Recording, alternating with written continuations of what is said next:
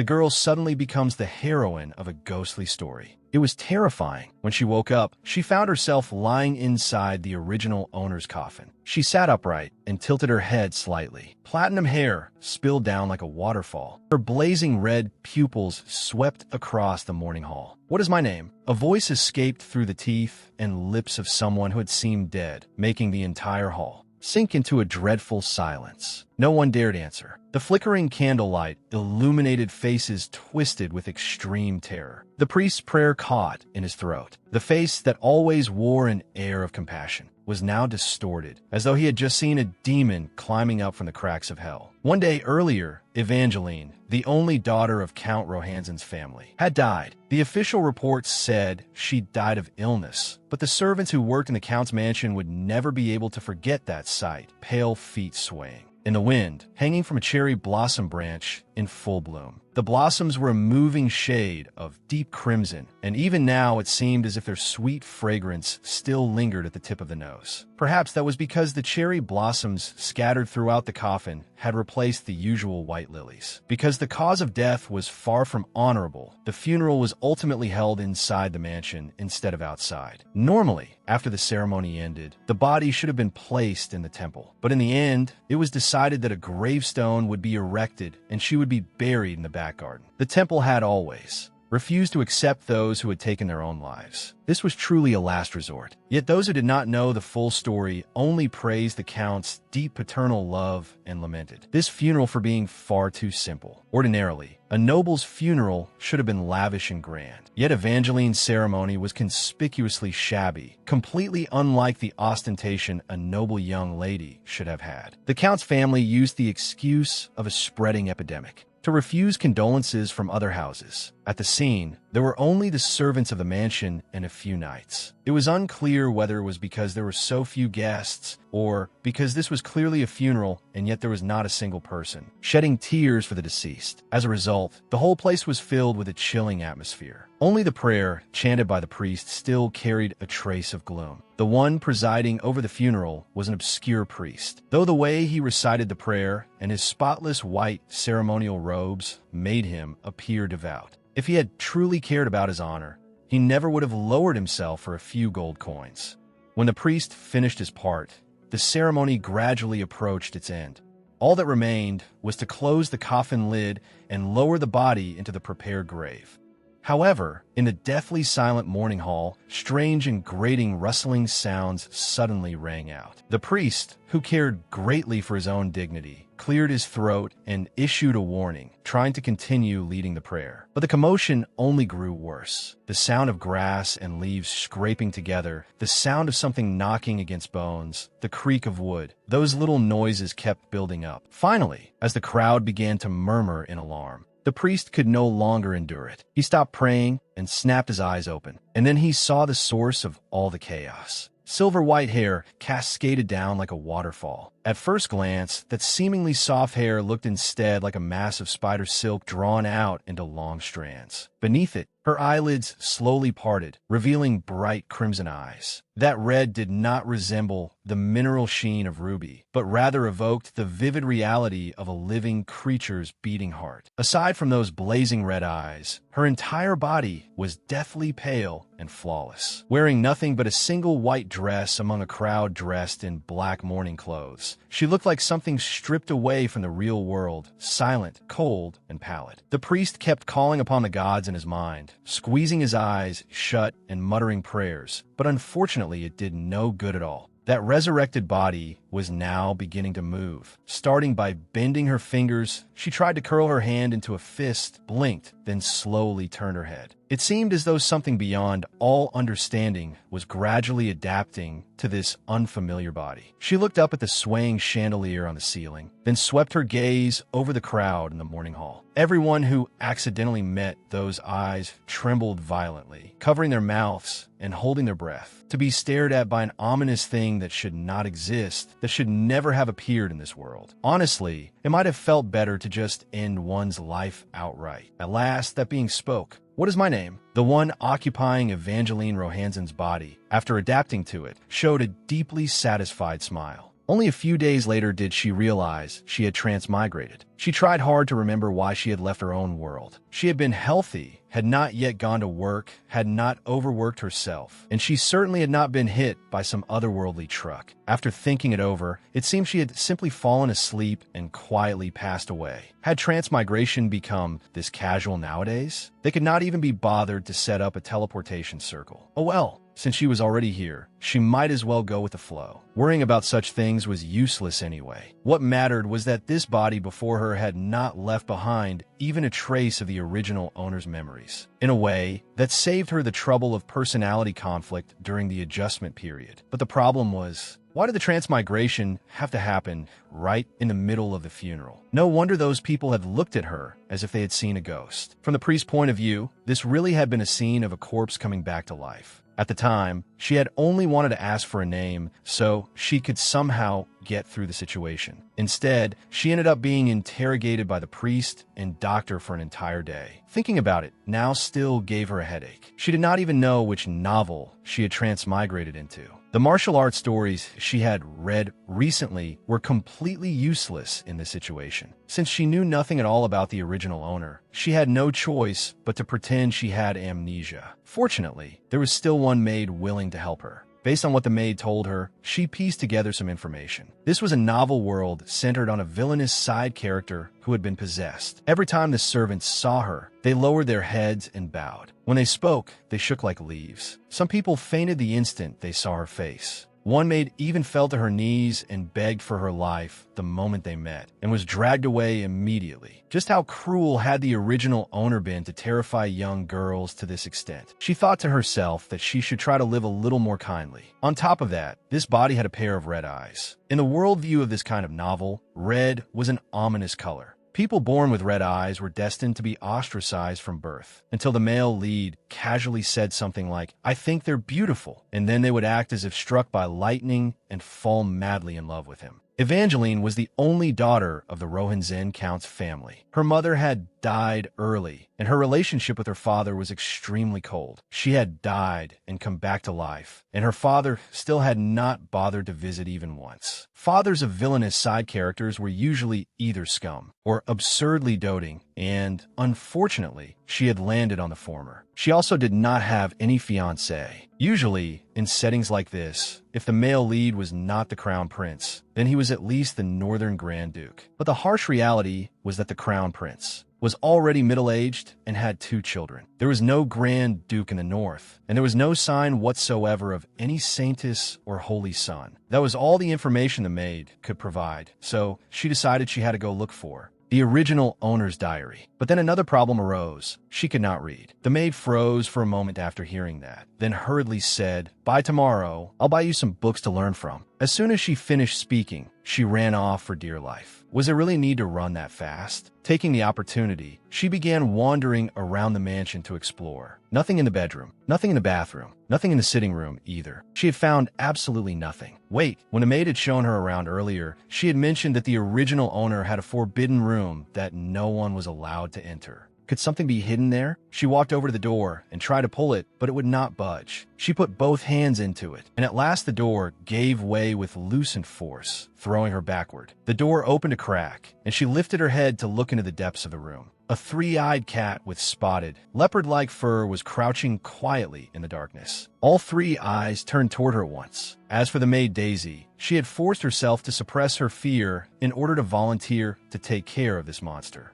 In truth, it was so she could report the situation to Count Rohinzen. The monster that had taken over the shell of the deceased young lady was using the excuse of amnesia to ask about everything concerning Miss Evangeline, from her age and habits to her family relationships and even her food preferences. Hearing that the young lady took a walk every day at 8 in the morning, it rummaged through her clothes and put them on. It wanted to become Miss Evangeline, but its imitation was not convincing at all. Even when it saw maids faint on the spot or heard desperate cries for help, it did not care in the slightest. On the contrary, those blazing red eyes were full of contempt and disgust, as if it were looking down on worms wriggling by the roadside. The Miss Evangeline Daisy knew, well, was not like that at all. She was a weak girl who would rather swallow her grievances than speak maliciously to others. If it truly wanted to disguise itself, then it should not look at people with such eyes. And yet, suddenly, it expressed a desire to learn to read. Daisy agreed to buy books for it, but immediately realized that was only an excuse to send her away. In that brief moment, it vanished. Only after searching the whole mansion did she discover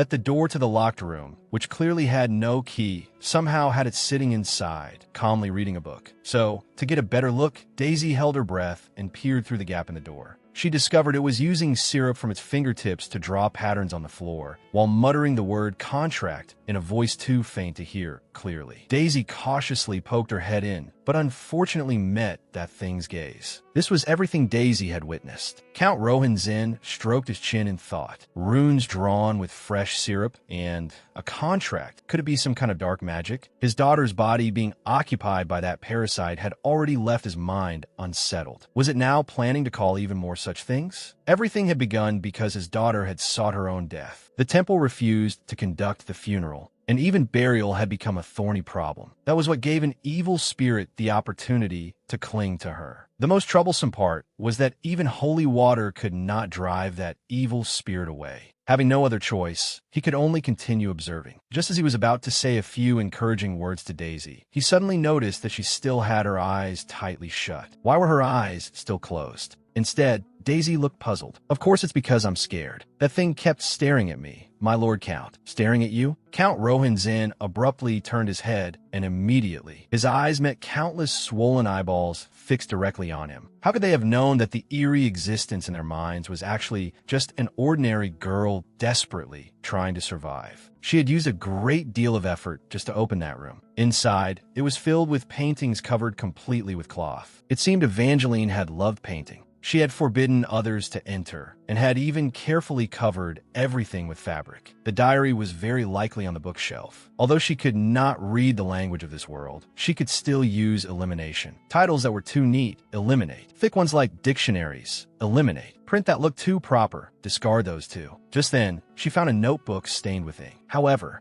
its pitch-black cover looked strangely eerie, completely unfitting for what she imagined a villainess's taste should be. As she casually flipped through the pages, a piece of paper suddenly fell out. It was circular, combined with geometric patterns. This was definitely 100% a summoning circle. To think a summoning circle had been hidden inside the diary. She began to get excited. It looked like this novel was actually fairly old school. These days, nobody was into making contracts with darkness anymore. Without the slightest hesitation, she decided to draw one herself. After all, if she was going to be a villainess, she needed at least some means of self-defense. It just so happened there were paint here already. Although there were plenty of brushes, this kind of magic circle had to be drawn with one's finger to really feel right. Whether it was a spirit or a dragon, she would just find someone, anyone, to make a contract with. That night, she fell into a deep sleep, and the contracted creature she had chosen descended along with it. When she woke the next morning, a three-eyed cat had appeared beside her, with creamy fur dotted with leopard-like spots. Cats in another world really were extraordinary like this. Looking at the tiny creature, so adorable and obedient, she swallowed softly. Even if its power was a little weak, that should be fine, right? The heroine of a horror legend, whose very name terrified people, innocently mistook herself for nothing more than an ordinary villainess. When unpleasant people suddenly disappeared for no apparent reason, she thought it was simply the plot's demand. If she casually grumbled about the bad weather, the whole sky would immediately brighten with sunshine, and she would assume it was just a coincidence. Little did she know that the tiny darling she had summoned for self-defense was actually the incarnation of calamity. Every casual word she spoke became a divine decree. Anyone who dared approach her was watched and monitored with no blind spots, forced to live each day in an unnamable fear. And yet the source of all that terror was, at this moment, hugging the little cat and nuzzling it like crazy. The moment she saw a maid enter, she immediately restored her villainous image. Seeing that this maid was different from the one yesterday, she did not think much of it. They were probably just working in shifts. To get closer to the new maid, she started a conversation with a cute topic. Does the Count's family keep a lot of cats? But the maid kept an expressionless face as she replied. They were all exterminated long ago. The maid added,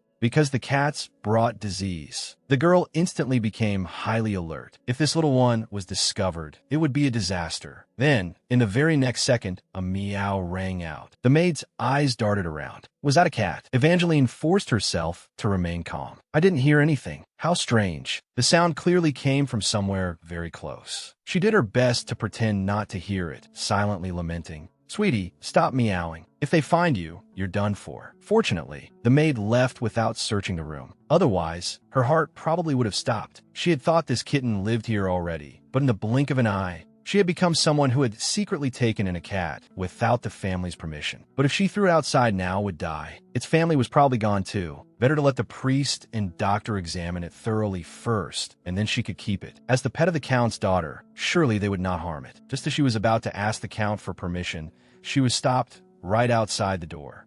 The butler bowed and said, "My apologies. Mississippi Count Rohin's Inn is currently occupied with official business. He instructed that he cannot meet with you. If there is anything you need conveyed, it is fine to tell me as well." Evangeline hurriedly put a hand on his shoulder to help him straighten up. Just what kind of exalted being had the original owner been to make an older man bow 90 degrees before her like that? But that action only startled the butler so badly that he cried out. She quickly withdrew her hand. "I just want to keep a cat. Is that not allowed?" The butler looked troubled and raised a hand to rub his shoulder. "That's not it." Not long after, she received permission. She had planned to take it for an examination, but the butler said it only needed to drink holy water. If holy water could cure illness, then why had they been so cruel to the cats from the beginning? After confirming that the little cat had finished drinking the holy water, the butler left. A little later, a maid brought over a collar and said hesitantly that the other servants might hurt the kitten. What did Milady think of embroidering its name on the collar and putting on the cat? Evangeline immediately agreed to the suggestion, but unfortunately, she couldn't read. She knew even less about embroidery. Before she could explain, the maid had already run off as if fleeing for her life. Even the person who had promised to buy her books to learn reading had vanished without a trace. Looking at the trembling, frightened servants, she felt like some villainess abusing her status to bully people. So that setting had been included too. She was even being quietly ostracized. "Sorry, baby, I can't read. I really do want to learn quickly." She silently complained that this transmigration setup was way too sloppy. This was seriously too much. Who would have thought that after one night's sleep, she suddenly became able to read? Was this special treatment for a transmigrator? Since she could read now, maybe she could also use the body's memories to embroider. But the finished result was so miserable, it was painful to look at. Even she herself couldn't tell what she had embroidered. While she was wondering whether to start over from scratch, the kitten suddenly meowed insistently, urging her to put the collar on it quickly. What a little angel of a cat. In the past, she had never been able to keep one because circumstances didn't allow it. Now, at last, her wish had come true. She hugged the kitten tightly to her chest. "From today on, your name will be Pudding." In the middle of the night, the maid Kana was beside herself with worry. If only she could get that thing, her little sister could be saved. Holy water was that precious, so how could it possibly be wasted so easily? "Do you want it?" Kana turned and looked around, but there wasn't a single person there. Only the cat was slowly licking its fur. It was the cat Miss Evangeline was raising. "You said you wanted that bottle of water, didn't you? You can take it. I'll tell you how to get it." The cat opened its eyes. All three eyes drilled into Kana at once. Evangeline stood quietly alone beneath a flowering tree, letting petals drift across her long hair. Kana stood by the window. Through the glass, she stared fixedly at the figure in the garden. Then she pulled the curtains shut and tied them, completely blocking out the scene outside. Count Rohin's Inn had already departed for his territory under the pretense of an inspection tour. But it would be more accurate to say he was running away. Whenever he stayed in the mansion, he was constantly on edge, always feeling as though countless pairs of eyes were watching him from the darkness. As he hurriedly left, he took only a few changes of clothes with him. His retreating figure looked exactly like someone fleeing into the night. It wasn't only the Count. The maid Daisy made a similar choice. She refused a letter of recommendation to work at another noble estate, picked up her suitcase, and stepped through the gates of a convent. The daily affairs of the estate were left entirely in the butler's hands. As for the family's other business, Count Rohan's Inn could handle it perfectly well from his territory. So the only thing the butler needed to concern himself with now was the one wearing Evangeline's skin. And Kana's task was precisely that. She knocked on the butler's door, bowed slightly, and said in a low voice, "I have something to report." She had no choice but to tell him everything about it. After Daisy left, Kana had taken over the duty of caring for Evangeline. Given all the strange things that had happened to Daisy, no one in the estate wanted to go near the young lady anymore. Because of that, the mansion raised the pay for the position, and someone as desperately poor as Kana had finally accepted it.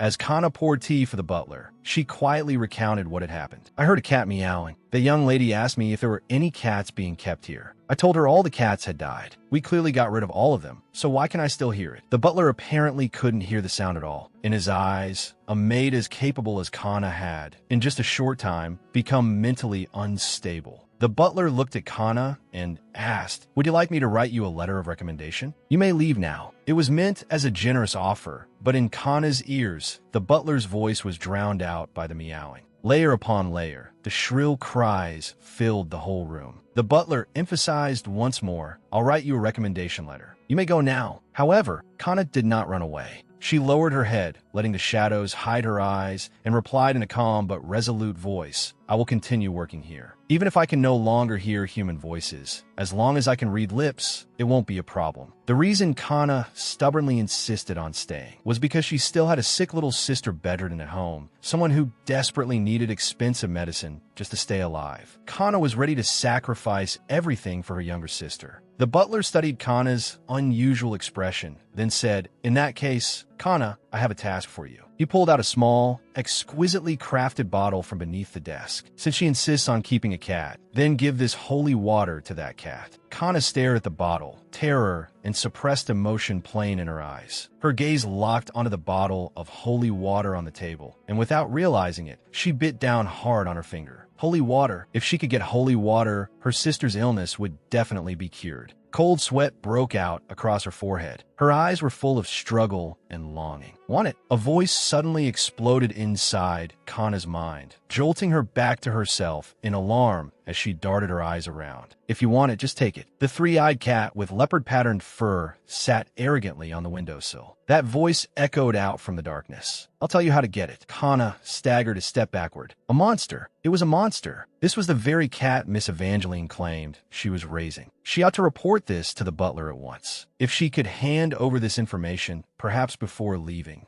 she might even receive a reward. She stumbled toward the door, but the moment her fingers touched the freezing metal doorknob, her movement suddenly stopped. Could a mere reward really buy something as expensive as holy water? Kana thought of her frail little sister. For the child lying helplessly in bed, she couldn't stop working. No matter what fear she had to face, she absolutely could not back down. The hand gripping the doorknob slowly withdrew. For her sister, she had already vowed to give up everything and follow the monster's instructions. Kana secretly replaced that holy water with fake water. Evangeline didn't suspect the holy water in the slightest. Only Kana knew the truth in the depths of her heart. The reason the holy water failed to harm the cat was because Kana had tampered with it beforehand. In front of everyone, she acted as if she knew nothing and simply kept carrying out the other requests the monster gave her. Perhaps because Kana had indulged all of its bizarre whims, it began to restrain its strange appearance whenever it showed up in public. By keeping one eye shut, it successfully disguised itself as an ordinary cat. Kana no longer heard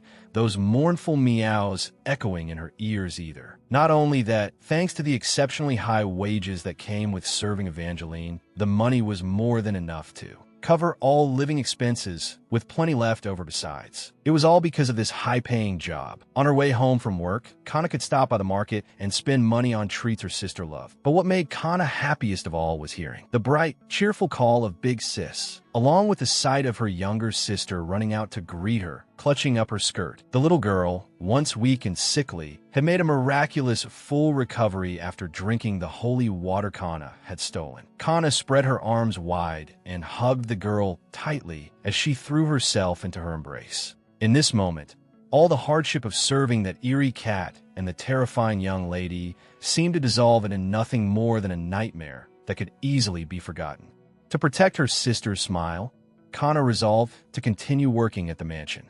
No matter what she might face in the future, she would devote herself completely to serving those two masters, even if that young lady occasionally let out bizarre bursts of laughter while reading. Evangeline told herself that now she was a truly formidable transmigrator. She could even read this language. Since she had already mastered reading comprehension, she might as well take this opportunity to look through the original Evangeline's diary. Maybe there was even some summoning spell in there. If she could summon spirits or dragons with her own hands, that would be the true experience of overwhelming power. However, when she looked closely at the contents of the pages, she discovered that something was wrong. This was not Evangeline's diary at all. The first line on the page clearly read, March 9th, year 370. The first time I met Count Rohanzan, Evangeline was completely stunned. The current year was clearly 392. This diary was recording events from more than 20 years ago, and the deeper she read, the more it felt exactly like some melodramatic romance story. August 9th, year 370. That man proposed to me. Wait, was this Evangeline's mother's diary? August 19th, year 370. Father has confined me. He said that man proposed to me only for the wealth of the ducal house. But father hasn't even met him once. He said he truly loves me and that it wouldn't matter even if I had nothing at all. What a passionate romantic love story, Evangeline thought in amazement. April 2nd, year 371. I should have listened to father. I want to return to the Duke's territory. Evangeline frowned. So he really had married her for money, and after swallowing up the dowry, he immediately became cold and distant? She shook her head hard. This wasn't what she wanted to find out. The summoning spell. Where was the summoning spell? She flipped frantically through the pages, the paper rustling sharply against itself. Suddenly, all her movements froze. What is this? This translation isn't complete at all. She stared fixedly at the fragmented note titled How to Summon the Abyss. What exactly was this thing trying to tell her? How could grapes grow from a thorn bush? Was it trying to say that you plant rice and harvest red beans? What kind of nonsense was this? How was anyone supposed to do it like this? She thought it would be best to set it aside for now until she could fully understand it. After all, this thing couldn't just grow legs and run away.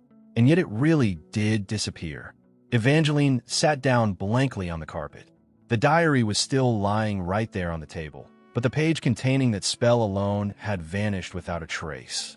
Could it really disappear on its own? She hadn't even managed to decipher it yet, let alone perform any kind of summoning ritual. Standing quietly to one side, Kana grumbled inwardly, wondering what kind of madness this young lady was acting out now. Who came into my room yesterday? Kana thought for a moment, then calmly replied, if you mean yesterday's work, then it would probably have been Danao. Now that she thought about it, Danao truly hadn't shown his face at all today. That was very unusual. Had he done something wrong? After hearing that, Evangeline's lips curved into a cold, eerie smile. Something wrong? He had indeed done something wrong. And what he had done was an unforgivable crime. Where was that bastard now? He had actually dared to steal from her. She was definitely going to wring his neck. She would abuse her power to completely ruin him. Night fell. In a shabby wooden hut hidden in a secluded corner of the estate, chilling laughter rang out ceaselessly. Donald knelt on the icy floor. His fingers were stained with bright red liquid, and he was slowly and fervently smearing it. Across the floorboards, clutched tightly in his hand, was the torn page he had ripped from the diary. Donald let out a mad laugh. On the floor in front of him, a complex red magic circle had begun to take shape. In one corner of the magic circle, a figure was tightly bound with rope, collapsed on the ground. The person's mouth had been stuffed with cloth, allowing only muffled, despairing sobs to escape. The slums at midnight were noisy and chaotic. A drunk staggered down the street, swinging his bottle around and shouting, "Bring me more wine." A patrolling guard barked sternly, "Quiet down. Don't use being drunk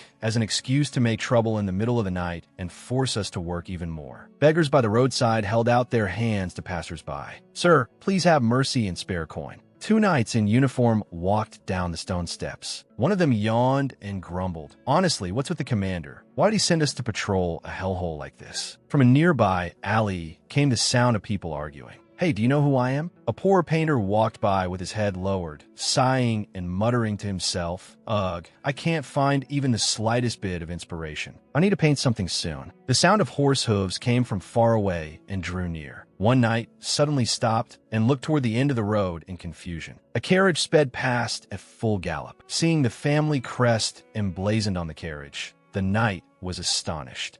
"Wait a second. Isn't that the carriage of the Rohinzin family? What are they doing in a place like the slums? The carriage jolted violently over the rough dirt road.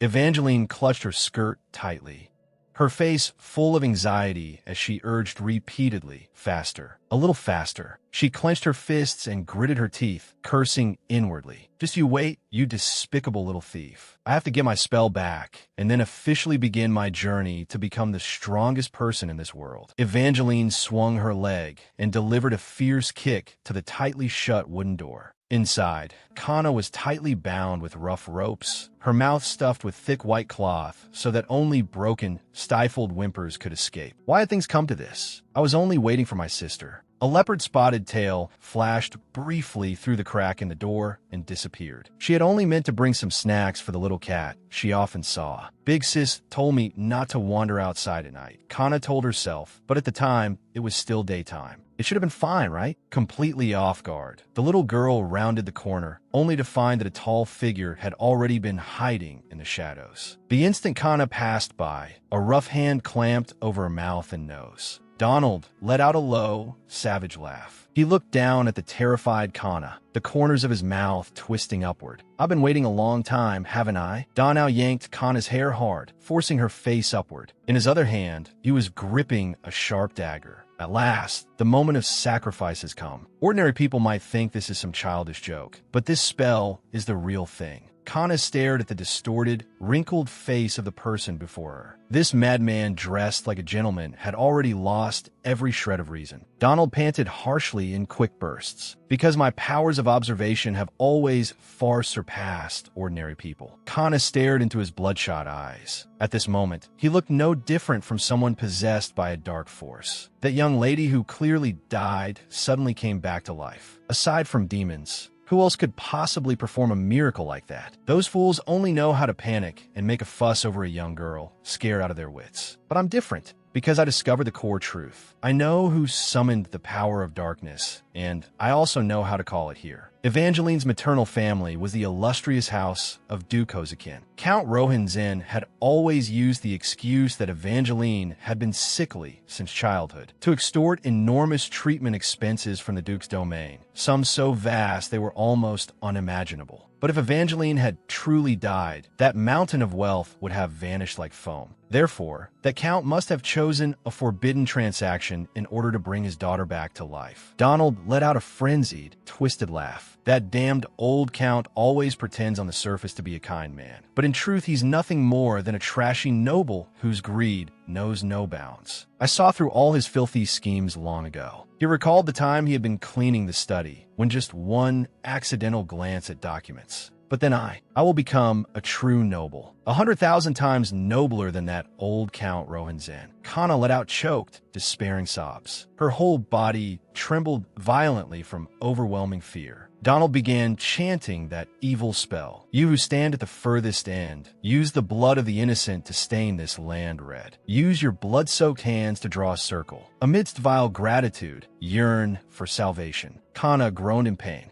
Her body writhed violently against the ropes. Donald gripped the dagger tightly, his face twisted with madness. He snapped, "That's enough, just stay still. I only need to borrow a little blood to suit the taste of the magic circle." Stop struggling. The stream of blood flowed down from the wound in a bright red trail. Donald grumbled impatiently. "I never intended to kill you. I'm only making a small cut. Shut your mouth and stop whining. Now, where had I gotten earlier? All right, let ripe grapes rot among the thorns. Let fruit bloom and bear on the sacrificial field." With each line of the incantation he recited, the wooden house, which had been silent as the grave, suddenly began to shake violently. Revive in fear and worship. Welcome the angel of light. She will stride across this land and descend into the mortal world. A deafening explosion rang out. The wooden door was crushed into splinters by an unstoppable force. A blinding light instantly swallowed the entire room. The madness on Donald's face was gradually replaced by utter shock. Amid the dazzling light and swirling clouds of dust, a vague figure slowly took shape. Fear and worship. Evangeline stood silently before the shattered doorway, her long platinum hair fluttering in the radiant glow. Welcome the angel of light.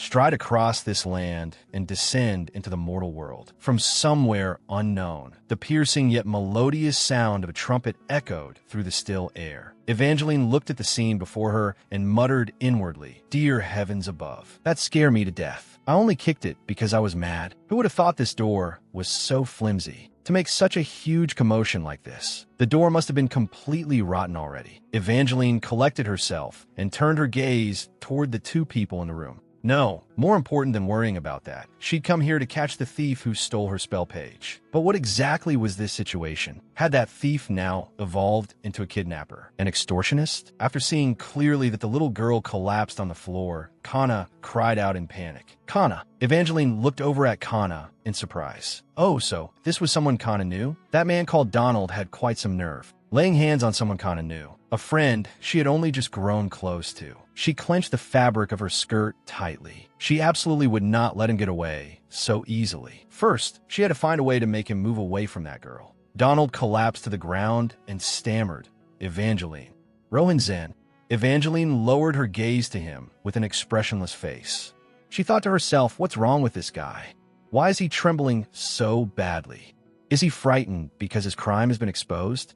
Taking advantage of the moment, she asked, "Was it you who called me here?" Donald stared blankly. "You? You're the master of that summoning circle? Good. Just keep all his attention focused on me like this." She raised her chin slightly and answered in a cold, decisive voice. "That's right. And that is exactly why I came to find you." Evangeline extended a hand toward Donald. "Tell me your desire. I will fulfill whatever wish you have longed for." Of course, she only wanted to probe what exactly he was trying to say. Donald seemed to freeze in place, his breathing growing ragged. "Help me." He suddenly raised his head. A flame of greed seemed ready to erupt madly in his eyes. "Help me become unimaginably rich. Rich enough to live the rest of my life in absolute luxury, surrounded by silk and splendor." She thought, just as I expected, this was the most classic reason people turned to theft and kidnapping. The problem was that she hadn't brought a single coin with her. How was she supposed to handle this situation? Evangeline decided to bluff her way through it for now. She raised her hand once again, her fingers tracing an arc in the air. "Wealth? HM? Very well. Then would you like to become the next Count Rohan Zen? I will make you a count." Donald stood motionless in the darkness. His eyes, shaken too deeply, seemed to have lost focus. Seeing Donald fall silent, Evangeline couldn't help feeling a little anxious. Damn it, why isn't he answering? Did I overact? Becoming the groom who inherits the title sounded convincing enough, didn't it? Of course, as long as the hostage was safe, she would immediately play dumb afterward and throw him into a dungeon first, then deal with the rest later. Donald lowered his head, muttering and letting out a few indistinct groans. "A count. That's right. I like that proposal very much." Donald slowly raised his head. "To personally seize the position of that wretched count. That has endless appeal to me." Ha ha ha. Donald suddenly spun around. His face was filled with warped, ecstatic delight. "Excellent." He raised the dagger in his hand high. "Then here now, let us complete this transaction." Evangeline swung her arm with force and struck Donald hard on the back of the neck. Donald cried out in pain, his body losing balance, before pitching forward onto the ground. The sharp dagger slipped from his sleeve and clattered across the cold floor. Actually, should I have hit the back of his neck like in the movies instead of hitting the back of his head? What if he suddenly jumps back up and counterattacks? He really isn't getting up again, right? Evangeline looked at Donald, lying unconscious on the ground. It seemed her luck wasn't bad. She'd struck a vital spot by sheer chance. Kana rushed to Kana, who had collapsed on the floor. "Kana!" She knelt beside the girl, her trembling hands trying to undo the coarse ropes. "Wait a moment, I'll untie you right away." "What do I do?" "They're tied too tightly. Why can't I get them loose?" Tears swam in Kana's eyes. This should never have happened. Evangeline walked over gently and said, "Move aside, Kana." Kana looked up and replied in a trembling voice, "And my lady." Evangeline crouched down and took the tightly bound rope from Kana's hands. "If you keep shaking like that, you won't be able to undo a single knot." With the smooth movements of Evangeline's fingers, the taut ropes were loosened in an instant and fell to the floor with a rattle. Evangeline lowered her eyes to Kana. "It's all right now. You're safe." Kana lunged forward and pulled Kana into a tight embrace. Kana, are you alright? How did you end up being taken here? I told you not to wander around outside on your own. You only just started recovering. Kana leaned weakly into Kana's arms and whispered, I'm sorry, sister. I didn't think I'd get caught by someone like him. I was only waiting for you to come back. Kana held Kana tightly and whispered, I'm sorry too. Kana, thank goodness you're alright. Thank heaven I wasn't too late. Evangeline stood off to the side, watching the two of them embrace. So they really were sisters. That's good. She wanted to go over and hug them too, but if an infamous villainess like Evangeline started sniffling and crying along with them, the scene would be unbearably awkward. Rather than crying with them, it was better to offer practical help. She stepped forward, looked at Kana, and asked, Your name is Kana, right? What should we do with Donald? Lock him in a dungeon forever? She tilted her head slightly. Or perhaps, now that I look closely, there's a wound on his neck. Donald, who had been lying collapsed on the ground, suddenly twitched, his body struggling as he tried to rise. A bright smile suddenly bloomed across Kana's face, but looked strangely eerie. I will like that very much. At that very moment, Donald reached out and grabbed the dagger that had fallen to the floor. Realizing something was wrong, Evangeline turned around. In the darkness, the blade flashed with a cold gleam. Kana widened her eyes in horror and stretched out a hand, screaming, My lady! Fresh blood instantly sprayed through the air. Drawing a dazzling arc, Evangeline froze in place. Donald lay on his back on the cold floor. Blood rapidly spread out from his throat. What just happened? Did he stab himself in the neck? Was it because he didn't want to pay for his crimes, so he decisively took his own life? Seriously, the thoughts of criminals like this are impossible to understand. She had intended to let him face the judgment of justice and the law. She turned toward Kana and Kana, who were standing nearby. Sorry. In the end, he still died. Kana lowered her head and replied softly, It's all right. This is enough for me. The girl clasped her hands before her chest. Thank you for saving me, my lady. Saving someone really does feel wonderful. Warmth filled Evangeline's heart. But wasn't this warmth a little too hot? Kana, standing beside her, looked behind Evangeline in alarm. My lady, it's burning over there. Shouldn't we leave quickly? Evangeline went rigid, eyes wide with shock. I knew it. When she saw all those sparkling light effects earlier, she thought it was just the flashy staging of some romantic fantasy story. Who would have guessed it wasn't an effect at all? It was real fire. Wait, the fireplace definitely wasn't lit. So why was this house suddenly on fire? How could a place like this catch fire for no reason? It made no sense at all. Could it be that guy? Could it be that after stealing her spell page, he had summoned a fire spirit or something similar? Was the heroine's overpowered exclusive ability really so easily snatched away by some servant? She remembered how painstakingly she had drawn that summoning circle. She'd even accidentally gotten a splinter in her finger, gritted through the pain until blood came out, and in the end, because she didn't know the correct pronunciation of the spell, she couldn't summon anything at all. Now that spell page had surely turned to ash in the flames. She stared blankly at the building being swallowed by fire. Was her invincible, cheat-enabled life really just going to vanish like this? Bruce stain walls, air thick with the stench of damp mold, a bowl of cold soup, and a narrow, hard bed. There was only one window in the room, barely as wide as two hands placed side by side. That was Kana's only connection to the outside world and the entire boundary of her world as well. Kana had been sickly and frail since birth. It had been an extremely difficult delivery. Her mother, after giving her life, had also left this world forever to afford the expense of medicine. Her father worked himself day and night until he finally collapsed from exhaustion. Now that crushing burden had fallen onto her older sister's shoulders, Kana bore it all, alone, supporting this crumbling household on the verge of collapse. Yet no matter how much their family exhausted their lives for her, Kana's health never improved. That illness was like a withered tree taking root in her bones, constantly draining the life around it. If only she had been able to tell her sister sooner to give up this hopeless struggle, perhaps it would have been a release for both of them. But Kana wanted to live. No matter how wretched and pitiful this life was, she still wanted to cling desperately to that faint sliver of light. Kana called that stubbornness hope. Kana had once pointed to that tiny little window and said, Kana, do you see those people outside? I believe that one day you too will be able to walk freely like them. I promise you, that day will come. And so that cramped, suffocating little window came to feel very special in Kana's eyes. She imagined herself joining that flow of people. She clung tightly to the hope her sister had planted in her until one day, a figure she had never seen before appeared outside the window. Soon after, a miracle descended upon Kana. Kana rushed into the room holding an exquisite vial of medicine, shouting, "Look, Kana, Lady Evangeline heard about your circumstances and specially bestowed this holy water. From now on, you won't have to suffer anymore, Kana." However, when Kana looked at that so-called holy water, the first emotion that surged in her heart was not joy nor happiness, but anger. Her father and sister had nearly thrown away their whole lives for her. And now, just because of the pity of one highborn woman, all that suffering was going to end so easily, just because of this one bottle of water? That irrational resentment turned wholly toward Evangeline, toward the woman who had bestowed that holy water.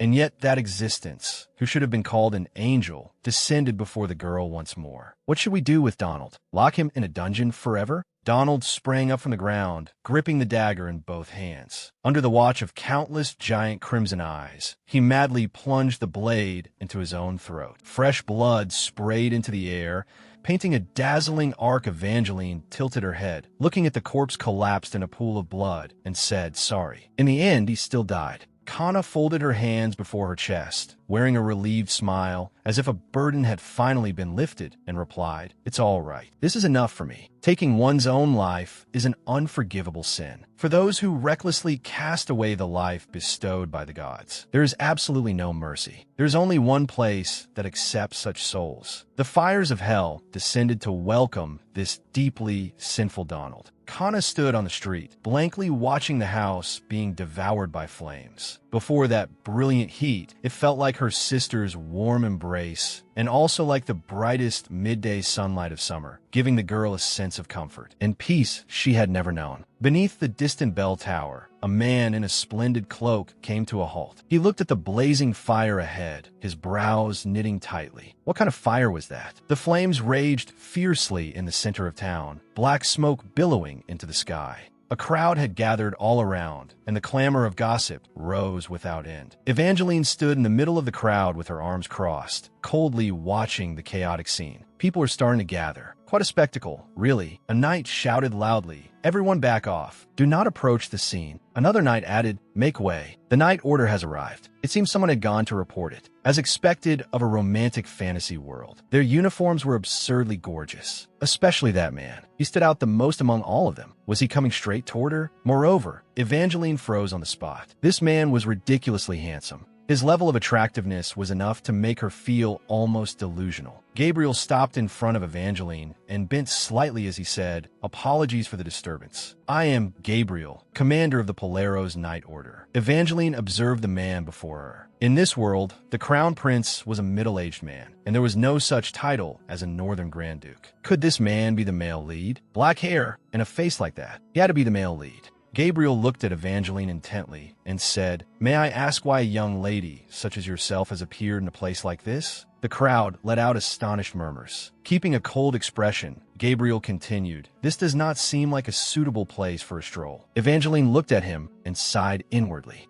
It seems I really do look exactly like a villain. The moment he saw me, he already started suspecting me." Kana instinctively stepped in front of Evangeline. Kana cried out in alarm, "Kana, what are you doing? It's dangerous here." That knight is questioning Lady Evangeline, looking at the small back spread protectively before her. Evangeline felt a surge of warmth in her heart. She was truly moved, but she couldn't hide behind the back of a child who had already suffered through so much. Evangeline gently patted Kana on the shoulder. "A stroll, you say? I was only looking for someone. The owner of that burning house just so happens to be my servant. He was indeed inside, but he's already dead, so there's no need to concern yourselves with him. In any case, death alone was too light a punishment for him." Gabriel fell silent. "Please explain the situation in more detail, if you would." Evangeline looked at him, thinking inwardly, if he's acting in an official capacity, then he'll definitely have to write a report for his superiors. But where was she supposed to begin? If she said Donald had summoned a fire spirit and then killed himself, would he believe her? Just as Evangeline was still hesitating, Kana suddenly stepped forward and said loudly, "Let me explain. That servant, Donald, who works for Milady here, kidnapped me. My older sister came to ask Milady for help, so she came here to save me." Gabriel sank into thought, letting out a faint hum as if pondering it. With a resolute expression, Kana added, "I didn't see him escape outside, so he must be dead." Evangeline stood to one side, observing the situation.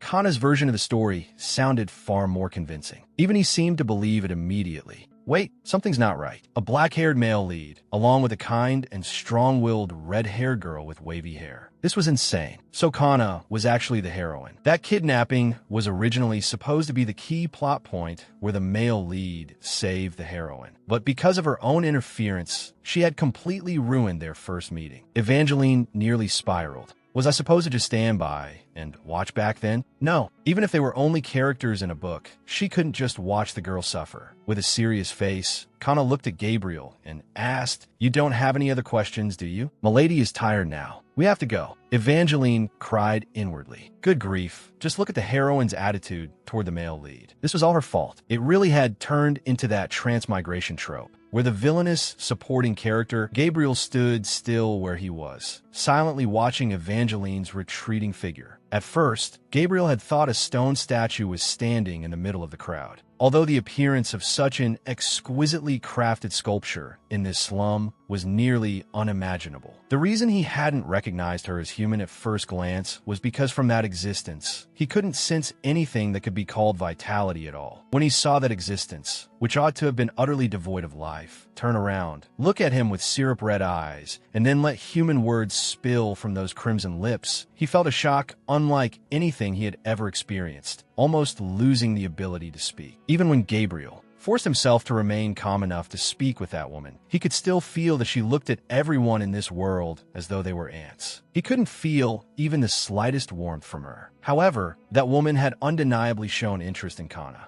Perhaps because she was under the attention of some inhuman entity, that little girl's state didn't look normal either. The blind reverence and fervor she displayed made her look exactly like a fanatical cult believer. One subordinate stepped up to Gabriel and quietly reminded him, "Commander, about the fire. We hadn't even started putting it out, but it went out on its own. And it didn't spread at all. It only burned down that one house." Gabriel frowned and asked, "What do you mean by that?" The pink-haired holy knight moved deeper into the ruins. "That's not all. Please come and see this for yourself, sir. We discovered a dead body at the scene of the fire." But at that moment, the knight standing nearby murmured in amazement, "It's truly unbelievable. This has to be a coincidence, right? He looks exactly like an angel." Those wings forged from charred ashes hadn't even had the chance to flap before they began collapsing and crumbling apart, falling into a bottomless abyss. The painter's brush flew across the canvas with hurried scraping sounds. He whispered with a fanatical look, "This is a divine calling. This is the mission bestowed upon me by the heavens." Sweat poured from him, and bloodshot eyes gleamed red. "I have to. I must finish this painting. This holy angel, above that sacred head."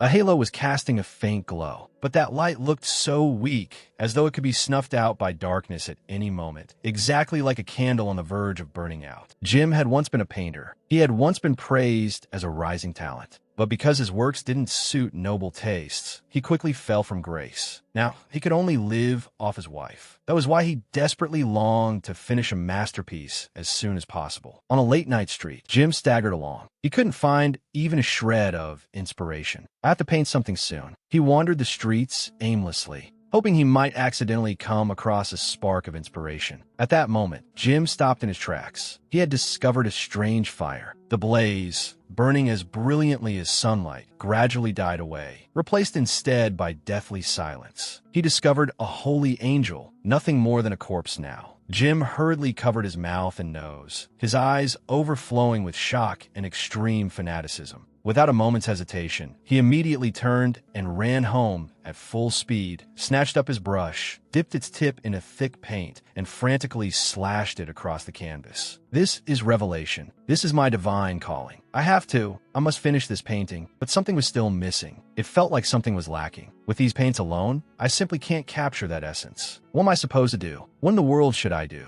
His gaze frantically searched through his box of painting tools, finally stopping on a sharp palette knife. Jim stared at its blade. The reflection showed a ferocious face, the corners of his mouth twisted in a mad smile. He slowly reached out and gripped the handle. The sound of the sharp blade plunging into flesh echoed through the room. Fresh blood immediately splattered out. Dark red liquid ran down past his ankle, pooling into a puddle of blood on the floor. Yet Jim seemed not to feel any pain at all. He even hummed a cheerful tune. The palette in his hand had been stained red with fresh blood. He dipped the brush into that warm, real color and continued madly smearing it across the canvas. on the quiet street. The clear clatter of horse hooves rang out. "Shall I arrange a room for you in the manor?" On the carriage ride back, Evangeline broke the silence. She looked at Kana sitting beside her. "If you go back home, you'll surely feel scared. I will take care of you." At that moment, the one Evangeline was asking for an opinion from was Kana, not Kana. Kana sat to one side, her fingers unconsciously clutching the folds of her skirt. If it were left to her, she would definitely have told Kana to refuse the invitation. But she feared that if she acted rashly, she might accidentally offend this cold, noble lady. What frightened her even more was the horrific image of Donald's miserable death, which still remained vividly in her mind. And what made Kana feel the deepest chill down her spine was Kana's strangely satisfied attitude toward that revolting death. Kana turned around and asked Evangeline excitedly, "Can my sister stay with me too?" Evangeline stroked the three-eyed cat in her lap. "Of course." Kana immediately beamed. "I want to choose the room myself too." A powerful, unfamiliar feeling surged up inside Kana.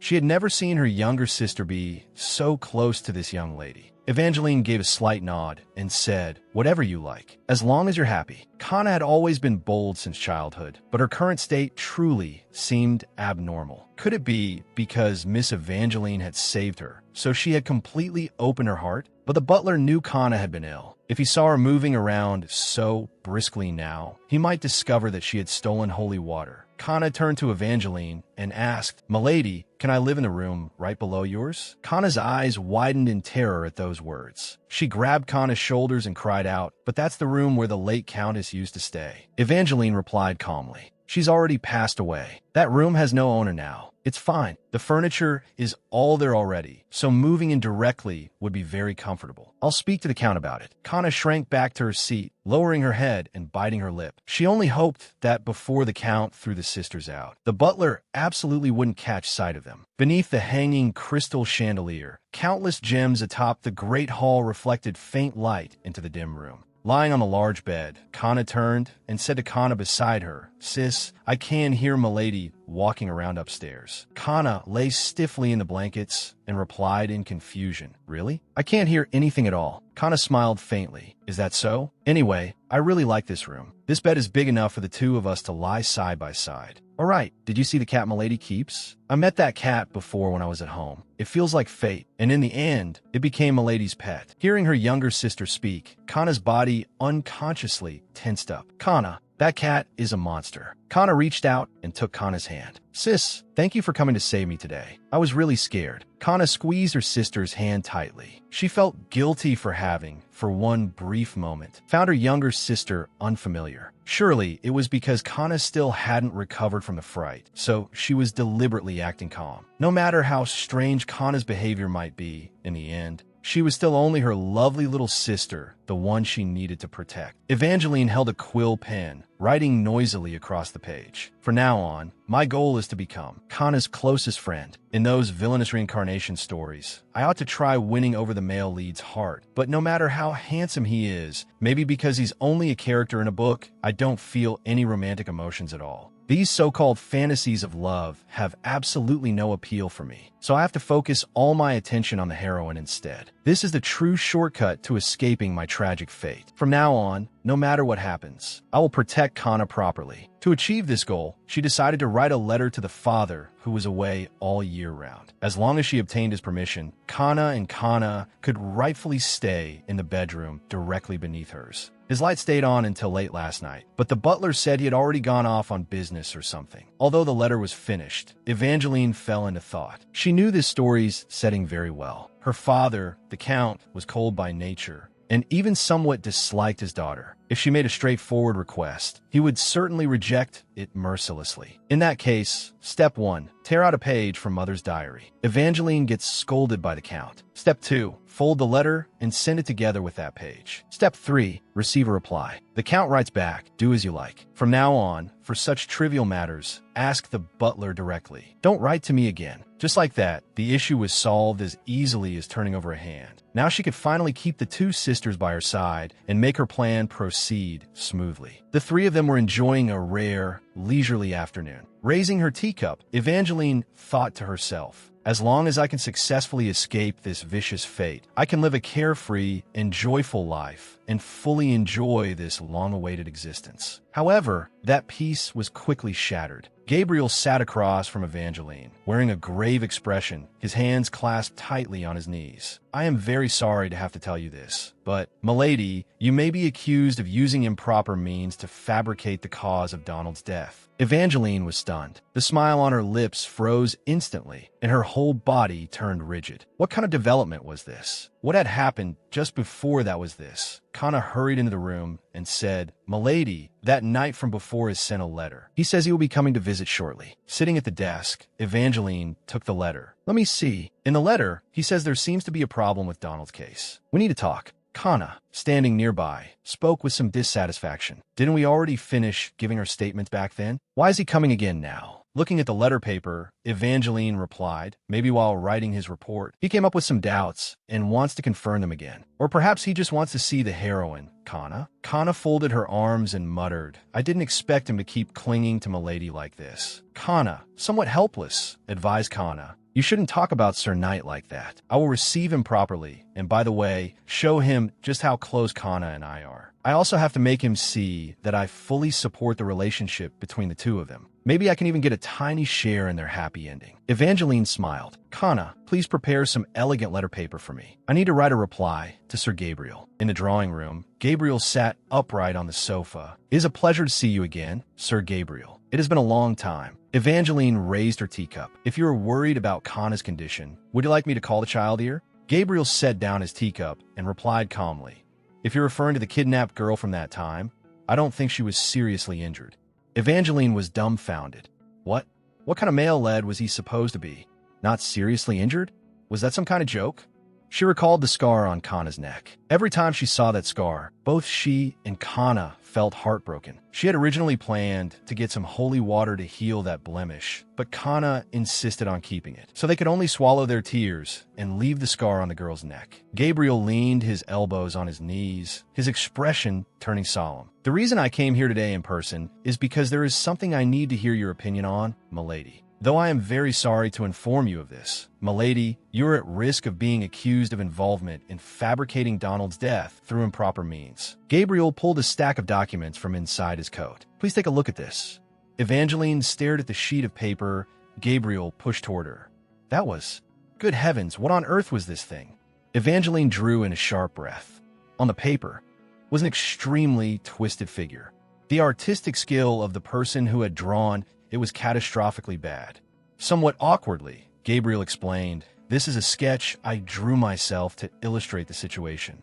So although it may look a little unsightly, I hope you will forgive it." Evangeline completely froze. He drew it himself? Unbelievable. A man with such a beautiful face, yet with drawing skills even worse than a kindergartner's. Was this what they called the law of balance? Pointing at the picture, Gabriel asked, "Looking at it like this, doesn't he resemble an angel?" Without changing her expression, Evangeline stared at the paper. "I'm sorry, but no matter how I look at it, he only resembles a moth." Regaining his serious expression, Gabriel said, "When Donald's lifeless body was discovered at the crime scene, he was in exactly this state. Perhaps because of that, the people who saw the body with their own eyes started spreading rumors that Donald had actually received the blessing of the gods." Evangeline listened with her eyes wide. What? Why would Donald receive the blessing of the gods? He was the one who kidnapped their Kana. In the end, because he didn't want to face his crimes, he had taken his own life to escape. He was obviously a criminal. With a grave expression, Gabriel replied,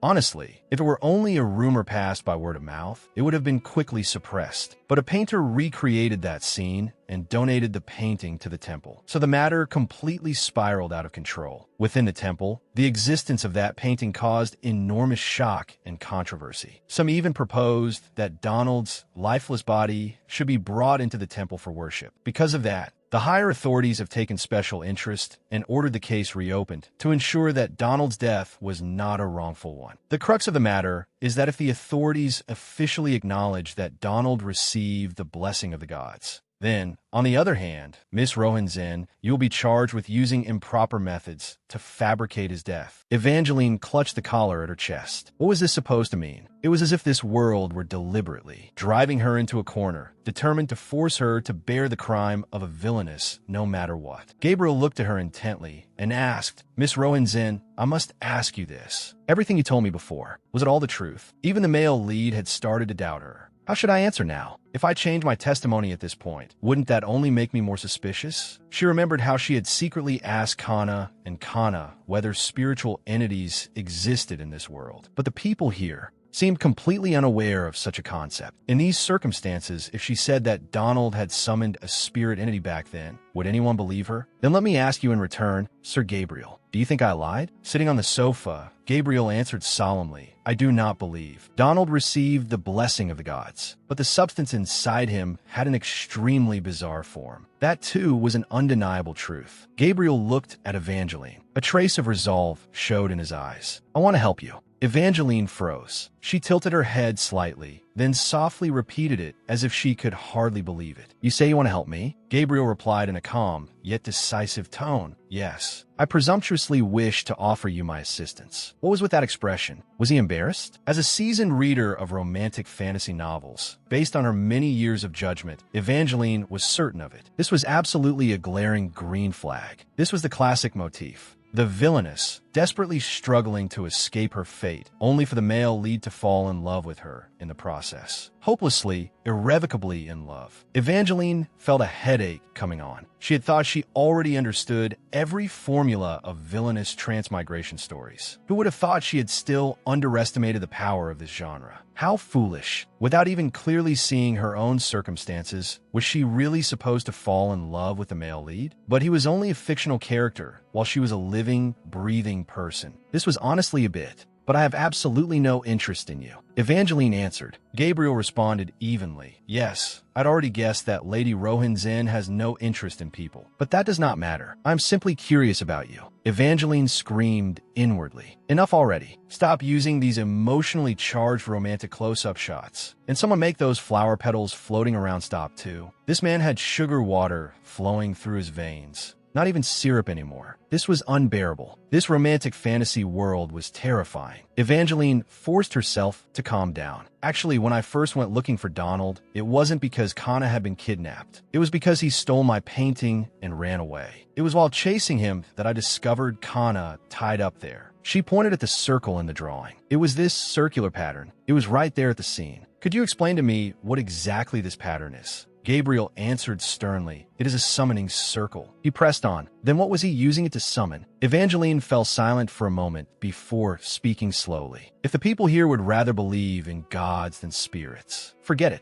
Let them believe what they want. Lowering her eyes slightly, she replied in a flat voice, I think it was probably used to summon an angel, or something similar. I want to help you. The moment he finished speaking, the space around them sank into a deathly silence. Before Evangeline's eyes, it seemed as if all things in existence grew cautious. The flock of birds outside the window suddenly stiffened in midair, then dropped straight down like kites with their strings cut. The flower petals, swaying in the wind, abruptly stopped and shrank back into tightly closed buds. The faintly echoing symphony suddenly fell silent. It was as if the world had been muted, leaving only the sound of a heartbeat echoing in the empty air. Evangeline lowered her gaze slightly. You want to help me? She rested one hand against her cheek, looking down at the man before her from above. A hint of mockery entered her voice. What a foolish gentleman, to be this incapable of distinguishing his own position. I have no interest in you whatsoever. Gabriel completely agreed with that. Did humans ever care about a swarm of ants crawling through the garden? The fact that she did not crush him on a whim was perhaps already the greatest mercy. Even if Evangeline were to trample him the way one would crush those ants, it absolutely would not be a sin, because she would never even bother herself with his existence. Evangeline was angry only because some nameless intruder had broken into her home, yet she still straightened her back proudly and said, I am simply curious about you, even if in a negative way. The mere fact that he had managed to stir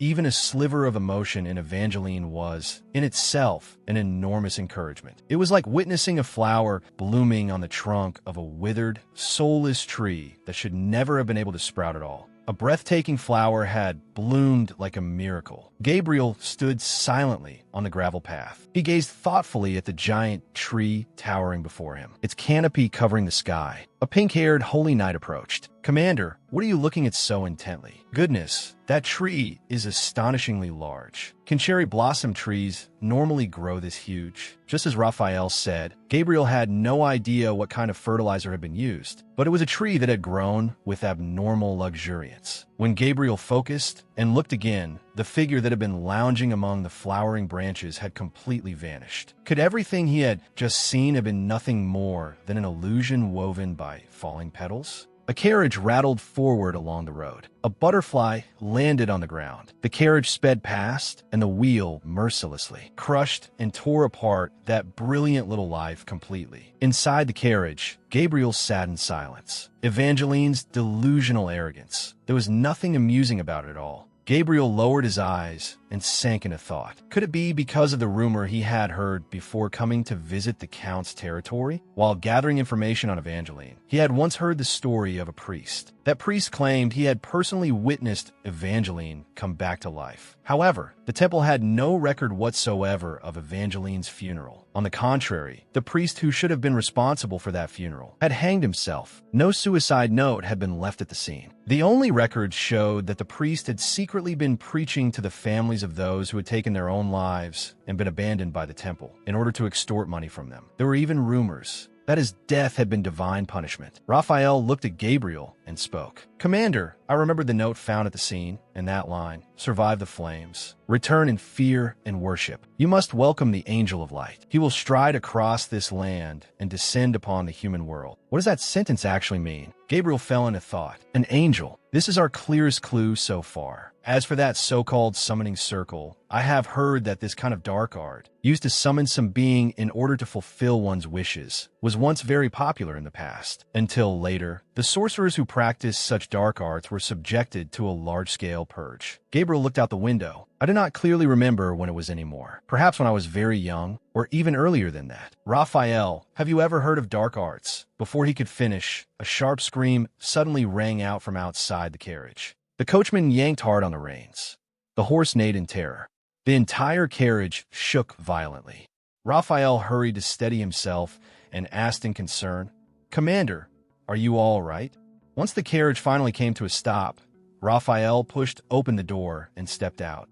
He shouted at the still-shaken coachman, "Didn't you say you were very skilled at driving?" The coachman bowed repeatedly in apology, his voice trembling as he explained, "My deepest apologies, sir. Just now, a cat suddenly rushed out from the shadows. Not far away, a three-eyed cat crouched silently. Its eerie eyes glimmered in the darkness. Gabriel stepped out of the carriage. My subordinate and I are unharmed. It is all right. Better that I suffer a few minor scratches than run into someone else." Raphael patted his chest. "Commander, my heart nearly jumped out of my body." Gabriel said nothing, only stood there in silence. The coachman soothed the frightened black horse. "Easy now. Calm down." Raphael looked at Gabriel. "I think it should be safe to get back in the carriage now. Commander, let us go." Just as they had started speaking about dark arts, the carriage had nearly overturned. Was that really only a coincidence? In the distance, the convent looked solemn and tranquil in the evening glow. A broom swept across the ground with a rustling sound, gathering dried leaves together. Several nuns had gathered beneath the cloister in the courtyard to clean. One of them lowered her voice and asked, "Have you heard about the holy painting hanging in the grand sanctuary?" "Oh, that one." Another nun propped her chin on her hand, looking thoughtful. "I heard that painting is like a gatekeeper. It can filter out the insincere believers, right? I heard a young lady fainted after seeing the painting and even dreamed of the sun god. There are even unbelievable rumors going around within the Polaro's Night Order. A knight named Michael stood before the painting for a very long time, almost unable to tear himself away from it." The nun lowered her voice mysteriously and added, "I also heard that the high priest personally sent a gift of thanks to the artist, along with endless praise." Another nun widened her eyes in astonishment. "What, really?" The nun nodded firmly. "Why would I lie to you? They say the high priest thought extremely highly of it. Just how beautiful must that painting be? I really want a chance to see it for myself at least once." She turned her head toward the other end of the corridor. "Sister Daisy, where are you going?" Daisy replied quietly, to see Priest Belga. I heard he was looking for me. The nun's expression shifted slightly when she heard that. She quickly moved closer to Daisy and warned her in a low voice. Good heavens, Sister Daisy. You've only recently come to this convent, so maybe you don't know. Absolutely do not have any contact with him. That man is a degenerate, notorious throughout this convent. He specifically targets newcomers. Daisy stopped where she was. A chill ran down her spine. She lowered her head, unease and heaviness showing in her eyes. Thank you for telling me this.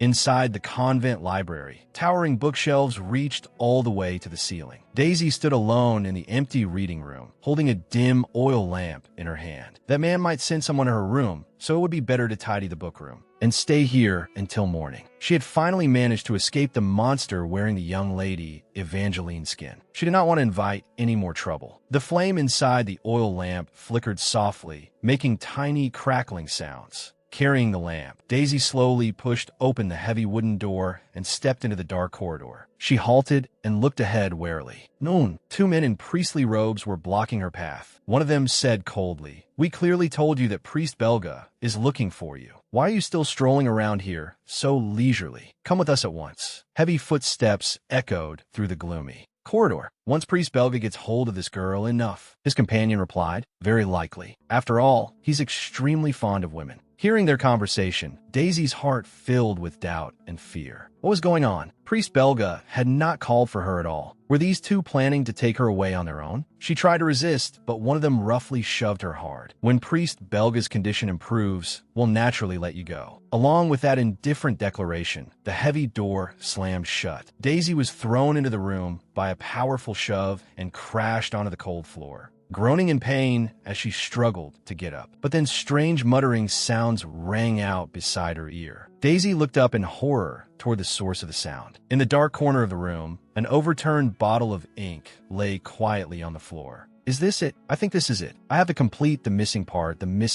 Priest Belga was kneeling on the ground. Both his hands were covered in thick black liquid as he frantically smeared it across the floor. I have to complete it right now. Daisy dropped to the floor, her pupils shrinking violently in overwhelming terror. The instant she saw that summoning circle, the reason she had been forced here no longer mattered. Her memory returned to that day at the Rohan Zen estate. That summoning circle drawn in syrup. Those countless eyes. In Daisy's heart, that overpowering fear surged up once more. Hadn't she sacrificed everything in order to escape all of this? She had to stop that summoning circle from being completed no matter what. No matter who her opponent was, she could not back down. Daisy forcefully lifted a heavy stone statue. Even if she had to kill him, she let out a shout and smashed it down with all her strength. A harsh sound of shattering followed as fragments of stone flew everywhere. Hey, I heard something. What do you think that was? Let's just pretend we didn't hear anything. Ignore her. Now that we've locked that woman inside, she'll naturally understand what's going to happen. Daisy collapsed onto the floor, panting. Sweat rolled down her cheeks. The obese body dropped heavily onto the floor with a thud. Syrup gushed from the wound,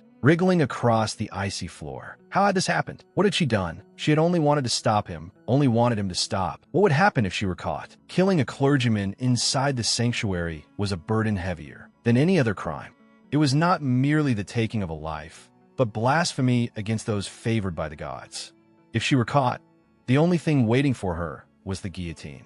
Daisy knelt collapsed on the cold floor, both hands clutching her head tightly. There was no way out anymore. If only someone could help me, even just one person. At that very moment, a long lock of pitch black hair drooped down from above and silently brushed past her shoulder. Daisy looked up in terror. What is this? Hair? Countless strands poured down like a waterfall, engulfing her in darkness. Deep within that dense black curtain of hair, a mouth full of jagged fangs slowly opened. A bright red tongue licked at the corner of its lips. A low voice sounded beside her ear. Need help. Daisy let out a short scream. Why you? What are you? A pitch-black hand suddenly shot out and clamped over her mouth. Chill. You must stay quiet. The dark figure slowly drew nearer, revealing a pale face lined with sharp teeth. I thought you didn't want to get caught. The black-haired man leaned close to her ear. If you promise to stay quiet, I'll let go. Daisy breathed rapidly, then finally gave a stiff nod. She stared fixedly at the entity before her. Who exactly was this? No, could he even be called human? The man straightened up. Dark energy clung to him, spreading like ink. I caught that fellow's scent, so I came sniffing around. But why is there only you here? Would he spare her if she did as he said? That fellow. The black-haired man bent down and asked Daisy closely. Don't you know? The one covered in eyes. His name is Pharaohs. Daisy trembled violently. Covered in eyes? Was he talking about that monster? The black-haired man bared his fangs in a grin. Looks like you really do know him. I've got some personal business with him, so you'll have to lead me to him. Daisy shrank back in fear and stammered.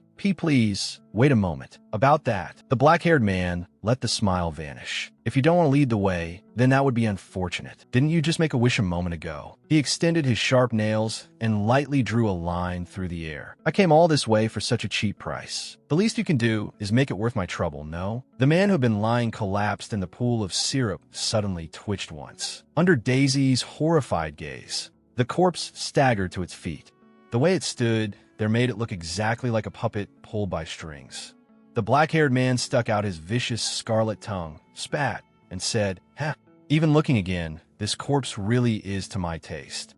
Only lunatics as gleefully insane as me would want to look at him twice." Suddenly, he stopped moving, and a strange smile appeared on his face. Oops, I almost forgot the after-sales service. Countless strands of jet black hair surged from beneath his feet like a tide. In the air rang the crisp, snipping sound of scissors. The two guards dropped down like flowers with their stems cut. Well now, their heads fell off. The two guards walked stiffly onward, their heavy footsteps echoing through the corridor. Around their necks remained vicious streaks of syrup-like marks. Their heads, as though manipulated by invisible threads, swayed slightly in rhythm with the movement of their bodies. Daisy collapsed to her knees on the ground, both hands clamped tightly over her mouth, broken sobs escaping from her throat. Standing behind her, the man let out a burst of mad laughter. He clapped his hands together. Yes, exactly like this. Absolutely perfect. The thing you're looking for should be over there, right? He stopped walking, sniffing at the air. I'd bet that rotten stench is already spreading everywhere. As he set up camp over there, Daisy answered quietly, "Very likely. Then I'm off now." The man turned around. "If you need help again, just call for me. But next time, I'll charge the full price." Daisy raised her head and looked toward the giant flowering tree in the estate. Ever since the day that young lady hanged herself there, the tree had never shown any sign of withering. Even now, the blossoms had never faded. A carriage slowly came to a stop beside her. Sitting high on the driver's seat, the coachman called out, Where to? Where to?" On the coachman's neck was a long, savage red slash, yet the corners of his mouth were still pulled up in a mechanical smile. "Where do you want to go?" Daisy closed her eyes tightly and took a deep breath. "To the temple." Evangeline halted. She lowered her head and looked at the enormous creature lying in the grass. What is this? She had never seen a creature like this before. In the middle of a flower-filled meadow, a gigantic black wolf was curled up in pain.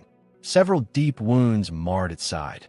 A strange purple light seeped out from the wounds. The wolf weakly opened its jaws. A broken, pleading groan came from its throat. "Help! Help me!" Evangeline stiffened slightly. A wolf that could speak a human language? Could it be a werewolf? A shrill scream suddenly tore through the air. "The corridor is on fire. Someone, get over here, quick. What in the world is going on over there?" Those screams definitely meant something had happened. Another guard barked an order with certainty. "Hurry!" That feeling. It was a painting going up in flames. The giant painting twisted in the blazing fire. The crowd panicked and scattered in all directions. This was just like a mathematical formula. There was no need to think any further. A talking wolf meant a handsome werewolf. If Gabriel was already the male lead, then this one had to be the second male lead. Evangeline had more or less guessed how the plot would unfold. In the original story, after Kona was bullied by the villainous Evangeline, she would secretly sneak out into the garden and cry alone. There, the young girl would happen to discover an injured wolf. Following the classic formula of a Western fantasy romance novel, beast folk were always hunted by slave traders. So the heroine would devotedly nurse and protect him. Because she always treated him like an ordinary animal, there would be all kinds of intimate accidental touches between them. After that, he would transform into a handsome man. The two would fall for each other, and then the story would continue from there. Wow, this really was textbook fantasy romance material. Evangeline froze. Wait a second, did I just accidentally steal Kona's first meeting scene with the second male lead? That won't do. I need to hurry and call Kona over so she can save this guy. The Black Wolf let out a painful whimper. Please save me. Looking at how pitiful it was, Evangeline turned her face away awkwardly. Even if you beg me like that, there's nothing I can do alone. I can't carry a body as huge as yours. The moment she finished speaking, the grass and garden in front of her instantly vanished. In their place was a splendid room. Evangeline looked around and asked in surprise, "Huh, was that you?"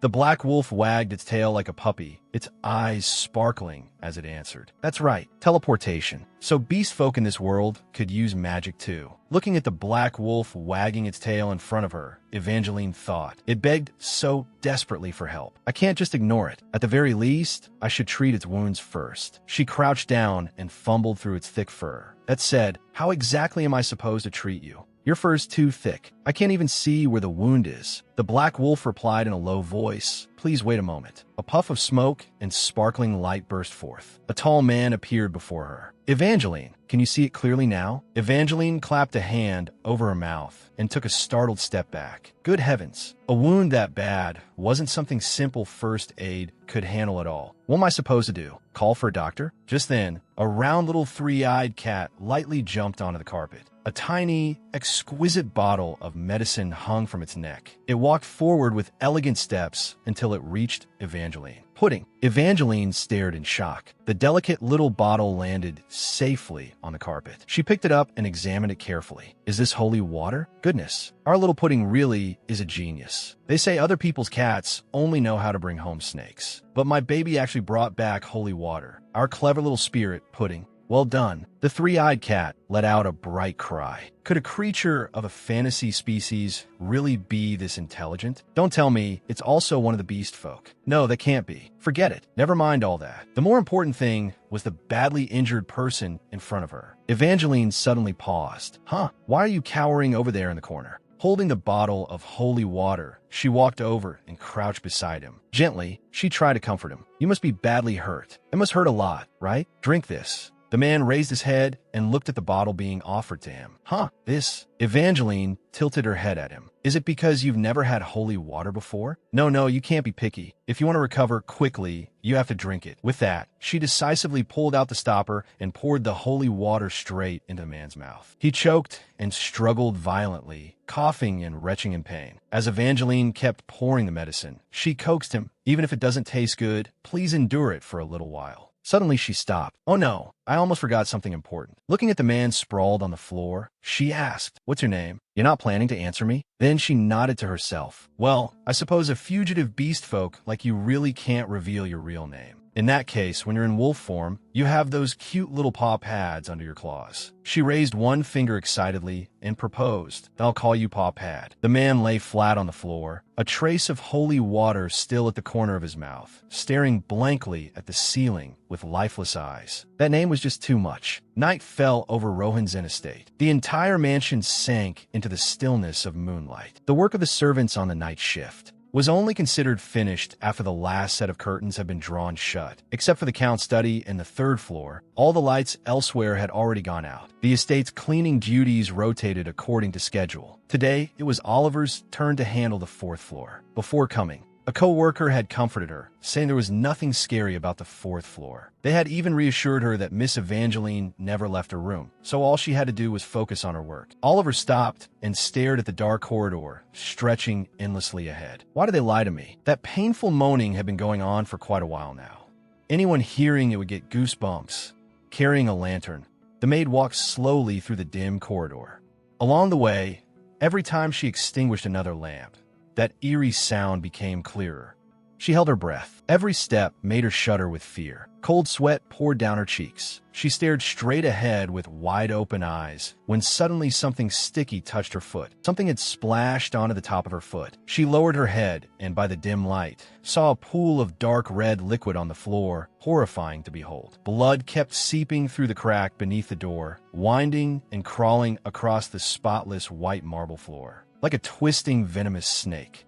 The maid let out a miserable scream. Before she could even recover from the shock, a hand suddenly reached out from behind her and grabbed her shoulder tightly. You need to be more careful. A low voice sounded by her ear. If you fall backward here, there's a staircase behind you. Oliver gasped for breath, her whole body trembling uncontrollably. The hands supporting her slowly loosened. Kona said softly, "Nighttime is very dangerous. Please go back to your room right now." "Why, yes. Clutching the lantern tightly, the maid stammered, "Teach, thank you. But why are you only coming back now?" A maid stood at the end of the corridor with her hands on her hips, looking at the co-worker hurrying toward her. "You're the last one to return the lantern. I've been waiting so long, I've run out of patience." Oliver, who had just come down from upstairs, grabbed her. "What do you mean, I'm the last one?" The other maid frowned and answered, "Everyone else already went to sleep. You're the last one. That's impossible." Oliver's face turned pale and her voice shook. "But Kona hasn't finished work yet. What are you talking about?" The maid in charge of the attendance list looked at her in confusion. "There isn't anyone by that name on tonight's night shift list at all." In the dead of night at Rohan's estate, the things wandering in the darkness, those things that were not human, never carried lanterns. Heavy breathing echoed through the darkness. Evangeline was fast asleep, her long hair spread across the pillow. A black shadow was coughing violently beside the bed, and dark red blood splattered across the floor. The black shadow clutched its body tightly. "Damn it, this feels like hell. It's like being roasted over a fire." It was only one dose of holy water, and yet it's this destructive. The shadow laboriously lifted its head and looked at the sleeping Evangeline. "What in the world is she?" Under normal circumstances, one swipe of my claws would have been enough. Whether the other party had holy water or not, they wouldn't be able to lay a finger on me. And yet just now, I couldn't break free from that restraint at all. She can suppress Andres and even make Pharaoh submit like a house cat. Other than a god, who could possibly do something like that? But that creature absolutely cannot be a god. Who summoned her? Whoever was as brought forth in existence far too terrifying. Andres coughed violently, blood trickling from the corner of his mouth. "Be quiet, Andres. You'll wake Miss Evangeline. Don't tell me you still want to drink more holy water." Andres instantly sprang up. "You damn cat. If you hadn't brought that bottle of holy water here in the first place." The bedroom door quietly turned, and the lock gave a soft creak. "Sorry to interrupt." Kona pushed the door open a crack and poked one eye into the room. "You two are making so much noise that we can hear you downstairs. You're scaring my older sister. Can you please be a little quieter?" Pharaohs looked at Andres and said, "See? Even Kona, the one Miss Evangeline dotes on most, is saying so. This is absurd. At this point, it's as if I'm the criminal just because I'm the one making noises in pain." Morning sunlight streamed through the large windows, spilling across the silent corridor. "What?" Evangeline sat up in bed. Her body felt heavy, as though she'd had sleep paralysis all night. Those hallucinations had screamed without stopping. She hadn't been able to get a proper wink of sleep. Why were there ghosts in this Western romance story? Rubbing her eyes, she thought maybe she still wasn't fully awake, because she still felt as if she were trapped in a dream. She looked at the morning light filtering through the window. The warmth beside her was the only thing that felt real. Pharaohs was curled up at her feet, breathing evenly. But in the end, this still wasn't the real world she knew. This place lacked that sense of reality. It might not be a dream, but it was still a world created out of lines of text. Thinking about it that way, there wasn't much difference. She let out a small sigh. There's no point thinking too much about it. I can't go back right now anyway. Thinking too much would only make her homesick. Evangeline lifted Pharaohs from her feet and held them up to her face. "Good morning, Pudding." Andres immediately moved in, sticking out his tongue and wagging his tail. "Did you sleep well?" Evangeline tightened her hold on Pharaohs. "Get down this instant." Andres let out a resentful groan. Why was he the only one who got special treatment? Evangeline turned away sharply, her voice resolute. "I do not want to share a bed with another grown man." Andres froze. Doesn't she know he can turn into a person too? He's just pretending to be completely different from me. Evangeline turned to stone. "Is that true?" Pharaohs let out a bright cry in response. "Yes." Images immediately flashed through Evangeline's mind. All the time she had held him in her arms and doted on him, even letting him rub against her cheek. At that moment, a soft light flashed. The cat-shaped creature disappeared, replaced by a small young boy. "Do you not like me anymore?" Evangeline let out a breath of relief and patted her chest, mumbling to herself, "Thank goodness. He's just a child." For a second there, I thought I had been cuddling. A grown man. That really scared me. Actually, maybe this is for the best. If I woke up in this body without any warning, then maybe one day I'll suddenly disappear in the same way. Even if one day Pudding suddenly loses his master, Paw Pad will still be by his side. They're both beast folk. Pudding won't be lonely anymore. She hugged Pudding again and gently stroked the boy's hair. I'm very happy because I could never, ever dislike my most precious Pudding. Pharaohs obediently nestled in Evangeline's arms, a smug smile appearing on his face as he cast a provocative glance at Andres. Andres trembled with rage, baring his teeth as he roared, "Hey, you get off the bed too. I said get down right now." The noise gave Evangeline a headache, and she had no choice but to intervene. All right, you two need to get along." A light knock came from outside the door. "Miss, it's me, Kona." Kona pushed the door open and stepped inside. "You're already awake?" Holding the cat, Evangeline calmly replied, Good morning. Good morning to you two as well. Miss, is there anything you need me to do today?" Evangeline looked at the diligent girl in front of her. As expected of the heroine of the story, she really was hardworking. She waved her hands repeatedly. "Oh no, don't say that. You don't need to do those things. I don't want to become the kind of villainess who exploits the heroine's labor to the bone." But Kona still insisted, "But I really want to serve you. Mississippi, look, I even embroidered a name tag with your initials on it. I just want to repay your kindness." Evangeline hesitated a little and rested her chin on her hand. "Since you're so determined, Gabriel said he'd help me, but I still haven't heard anything from his side. I wonder how much he's managed to take care of." Evangeline took out a heavy pouch of money. "Take this. Use it for errands and spending money. On your way back, buy whatever you want. Hee. This way the heroine's affection level won't go down." Kona lifted the money pouch with both hands, her eyes widening in shock. "My goodness, with this much money, I could even buy a whole house." Kana, standing beside her, also leaned over and asked in disbelief, "Isn't this a little too much?" Evangeline waved her hand. It's fine.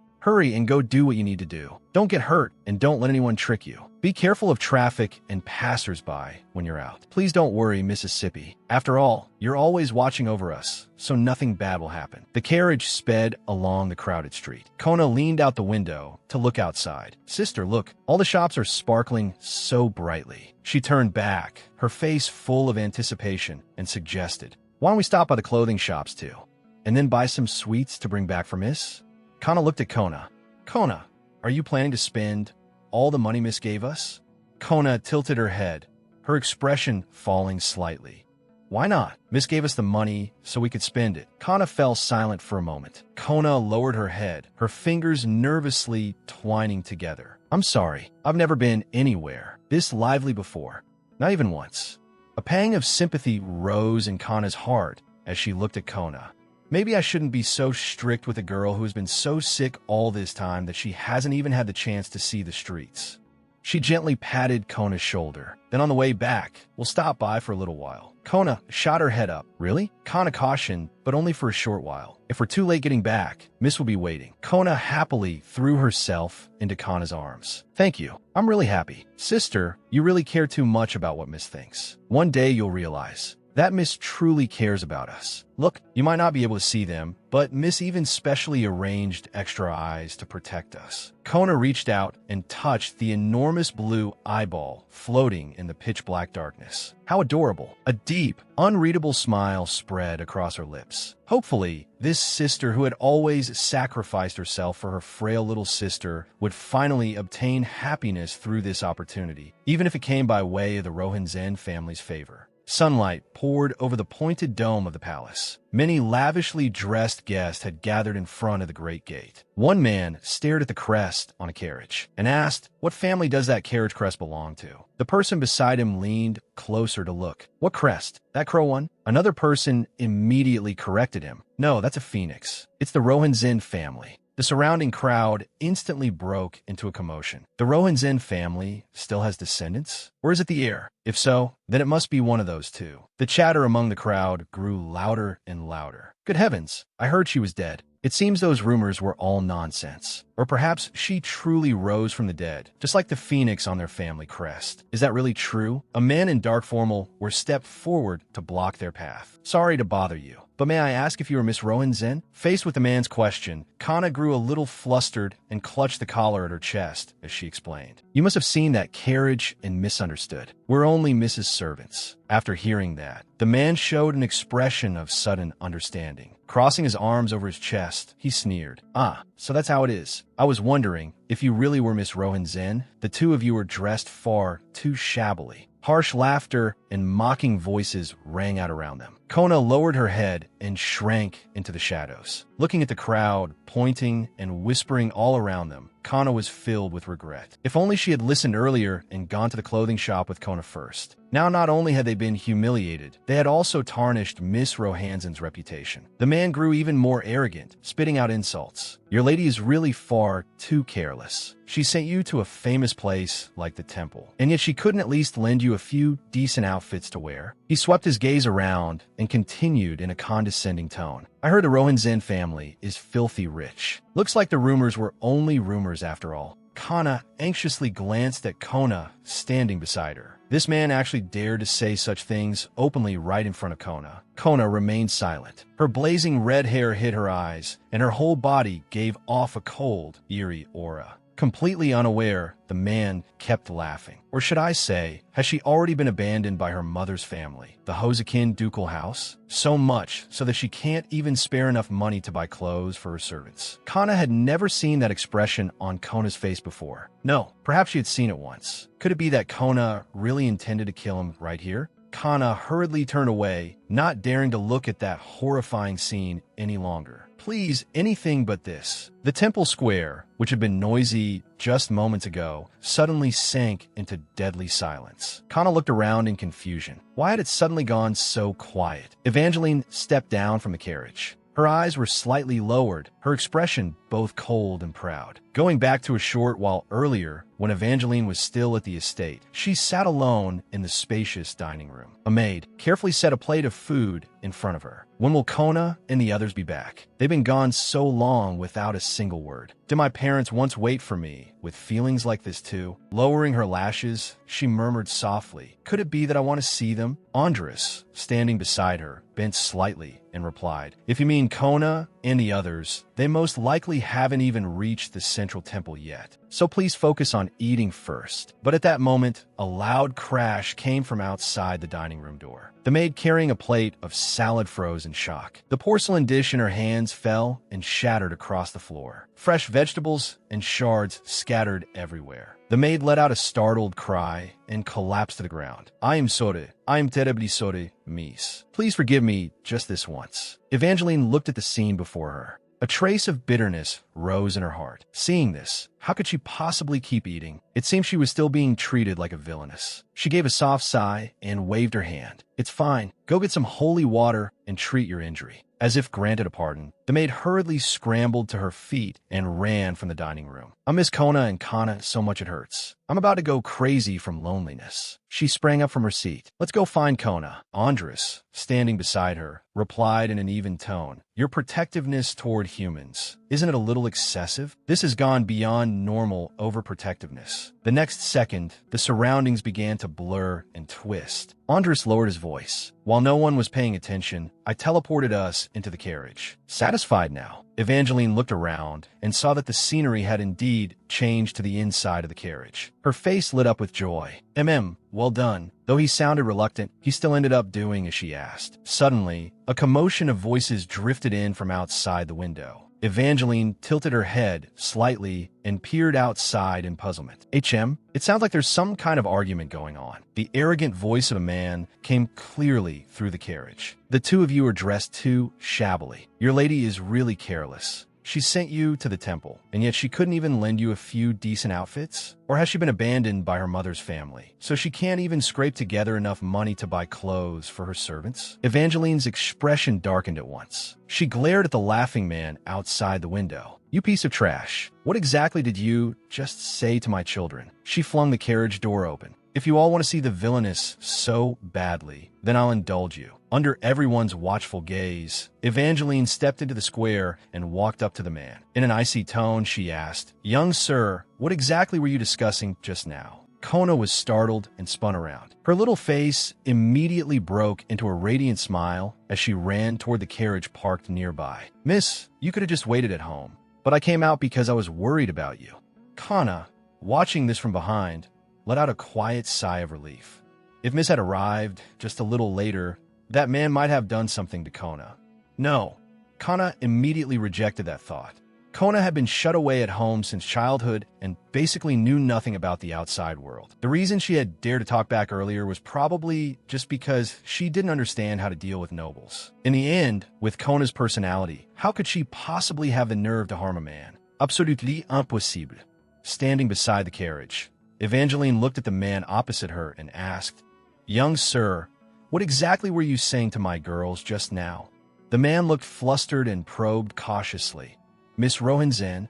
Evangeline replied calmly. "That's right. I am Evangeline Rohanzin." The man stammered in alarm. "Then you came with them? If so, why did you get out of the carriage so late?" Evangeline looked toward the carriage and said, "My health is poor. I was resting in the carriage just now. And you are?" The man adjusted his collar, trying to regain his composure. "Ah, I forgot to introduce myself. I'm Annulin of the Banger family, from a marquee household." These two looked unfamiliar with the roads, so I intended to give them a little guidance. Evangeline smiled faintly. "I see." Listen to him making excuses. Evangeline stared straight at Annulin, and her tone turned cold. "I heard you lumped the Rohanzin family and the Hosakin ducal house together, and even made a joke of it." Annulin jolted and reflexively took a step back. Evangeline lightly lifted the hem of her dress. "Then tell me this. Does the outfit I'm wearing now also look so ragged that it's unfit to enter the temple? I didn't even bother buying a new dress. I just casually picked one from the corner of my wardrobe." So, Annulin stammered, "And no, that's not what I meant." As he faltered, he kept backing away. But suddenly he bumped into a solid chest. Gabriel had appeared behind Annulin at some point. "The central temple always welcomes you, my lady, no matter what you wear."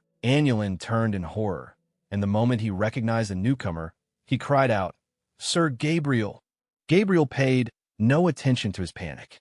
"I was the one who lingered in the carriage too long, which is why the young master of House Banger was kind enough to stay here and keep them company." "Thank you, Sir Annulin." Terrified, Annulin trembled all over. "And no, not at all. Being able to help the lady is my honor, sir. However, I still have urgent matters to deal with, so I'll take my leave first." He did not dare look back and simply bolted deeper into the temple. Watching his miserable, fleeing back, Evangeline grumbled inwardly. Honestly, if the male lead could step in that quickly, then why hadn't he shown up the moment Kona was cornered? Gabriel stepped onto the stairs and asked, "My lady, did you come to see that painting?" Evangeline shook her head. "No.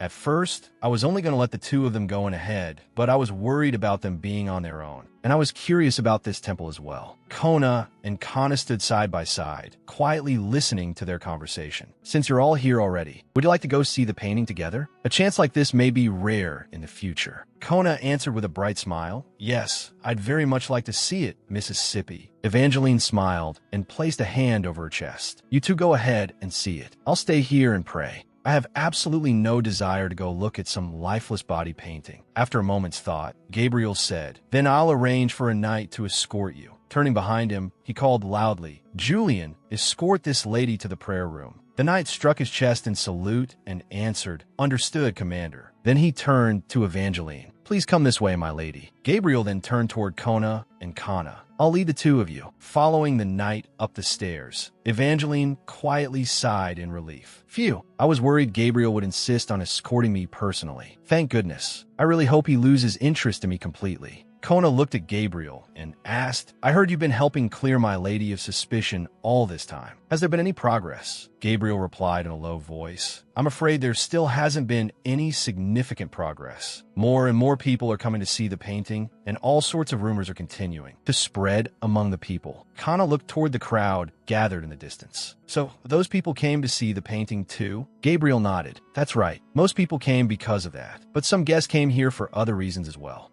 In the central garden of the temple, a fountain poured out a stream of crystal clear water. A woman approached, cupped her hands, and scooped up a handful of the cool water. She raised it to her mouth and gulped it down, her throat bobbing rapidly with each swallow. Seeing this, Kana murmured, "I've never seen a noble woman do something like that. Can the water in the fountain be drunk?" Gabriel answered calmly, "It can. That is holy water." "What did you say?" Kona's eyes widened slightly, and a strange gleam flashed deep within them. Gabriel continued explaining, "Not every guest who comes here has the right to drink it. This is a privilege. reserved only for those who have donated generously. It's just a small performance. Kana suddenly tightened her grip on Kona's hand. Feeling the pressure, Kona turned to look at Kana. A display meant to show the world just how prosperous this temple is. Kona asked softly, "Is the painting up ahead?" Gabriel stopped and pointed forward. Right over there, he looked toward the crowd gathered in the distance. People's reactions to the painting are completely divided. Some think it's incredibly beautiful and even pray before it in a frenzy. Gabriel turned back, his expression heavy, but there are also those who find it nauseating. Standing before the painting, Kana looked up at the enormous canvas. What kind of painting could provoke such reactions? Suddenly, she covered her mouth and gagged softly. Her whole body froze in place. The divine blessing of the gods rests on this painting. Even the ugliest filth in the human heart could be painted more beautifully than this. Kona stared fixedly at that miserable yet brilliantly colored image. I understand now. This painting really is beautiful. Kana stared at Kona in disbelief. To Kona, this painting was beauty? If Kona were seeing the same thing she was, the girl would never call it beautiful. In Kona's eyes, the painting must look completely different. She must be seeing something else in it. What kind of magic had the artist used to create something this double-sided? Kana finally understood why the painting was still hanging in the temple even now. Those contradictory reactions only made it more mysterious. No matter how much one tried to explain the truth, it would be useless to those who believed the painting was beautiful. If she spoke up to refute it now, it would sound no different from deliberately slandering the work. Gabriel looked at Kona and said, "It seems the painting looks different in your eyes as well, Miss Kona. As for me, it gives me a deep sense of discomfort." Kana asked quietly, "I want to know what this difference really comes from." Gabriel replied, "Who knows? They would probably say it's because each person's level of devotion is different." Hurried footsteps echoed down the corridor. Raphael ran quickly toward Gabriel. "Commander, I knew I'd find you here." Turning back, Gabriel asked, "Raphael?" With a grave expression, Raphael lowered his voice. "There's an emergency. You need to come at once." Gabriel turned and said, "Could you two wait here for a moment? I need to step away." Kana nodded. "All right, we'll wait here." Gabriel hurried off with Raphael. Kana watched their retreating backs. She truly wanted to leave this place right now.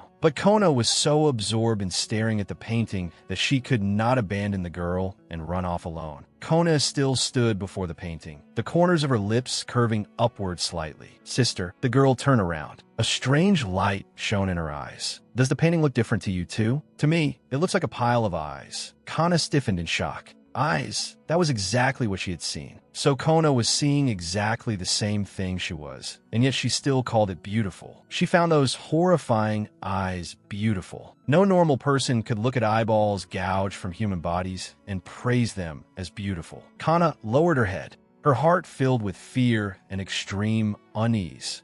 Kona's perception had completely broken down. It felt as though something bizarre was hiding inside the girl's body. She had no idea when this change began.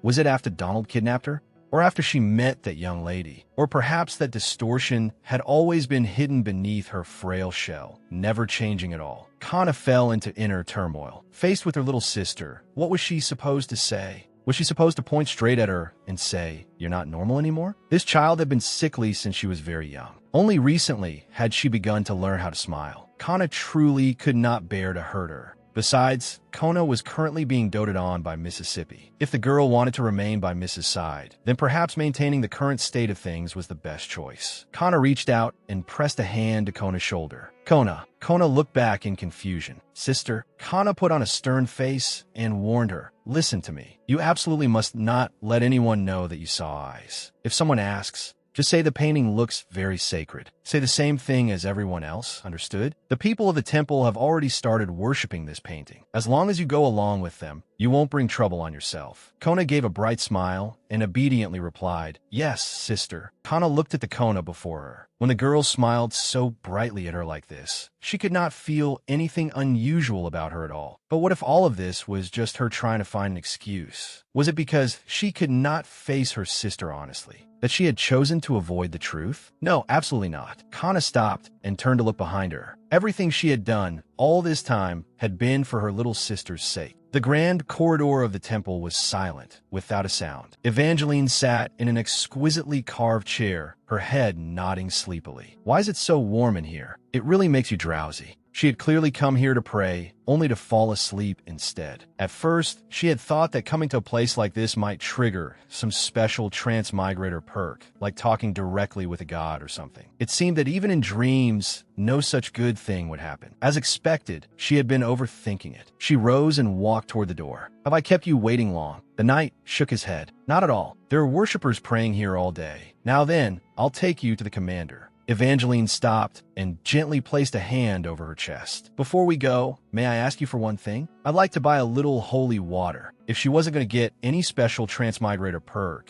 then at the very least she ought to stock up on some recovery items. Although she didn't know why such things seemed ineffective on her, they would surely be useful for something else. Spreading both hands, Evangeline gestured animatedly as she smiled and asked, "Would 10 bottles be possible?" With a clear clack, an exquisite wooden box was opened. Inside, 10 bottles of holy water were arranged neatly, glimmering with a soft light. The knight exclaimed in admiration, "How impressive, my lady. Even if I spent several years' worth of my wages, I still wouldn't be able to buy this much." Evangeline looked at his enthusiastic expression. She thought to herself, the name really didn't sound like a knight's name at all. It sounded more like a salesman's. Evangeline looked at the whole box of holy water and felt a bit troubled. Then again, how was she supposed to carry all this? If she had to haul it all herself, that would be far too inconvenient. Evangeline turned her head toward the big lump. Andres stayed rooted to the spot. "You're not thinking of making me carry all this, are you?" Evangeline asked, as if it were the most obvious thing in the world. "Then are you saying I should carry it myself?" Andres clutched his chest. His face was full of aggrieved accusation. "No, this is too cruel. You're even worse than a devil." Evangeline looked at him expressionlessly and said, "Big lump, I am very politely asking you to move them."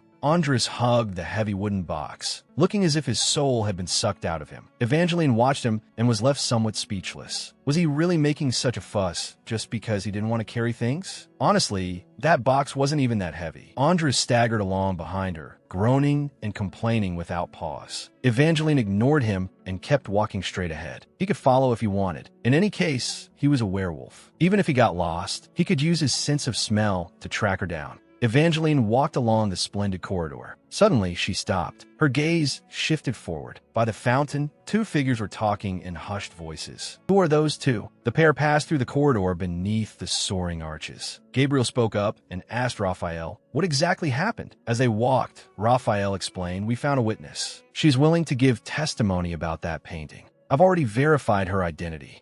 She's very credible. Before she fled, she used to be a maid in Lady Evangeline's service. First, I confirmed the rumors about Lady Evangeline with her. She insists that she saw with her own eyes that the young lady, who had already died, came back to life.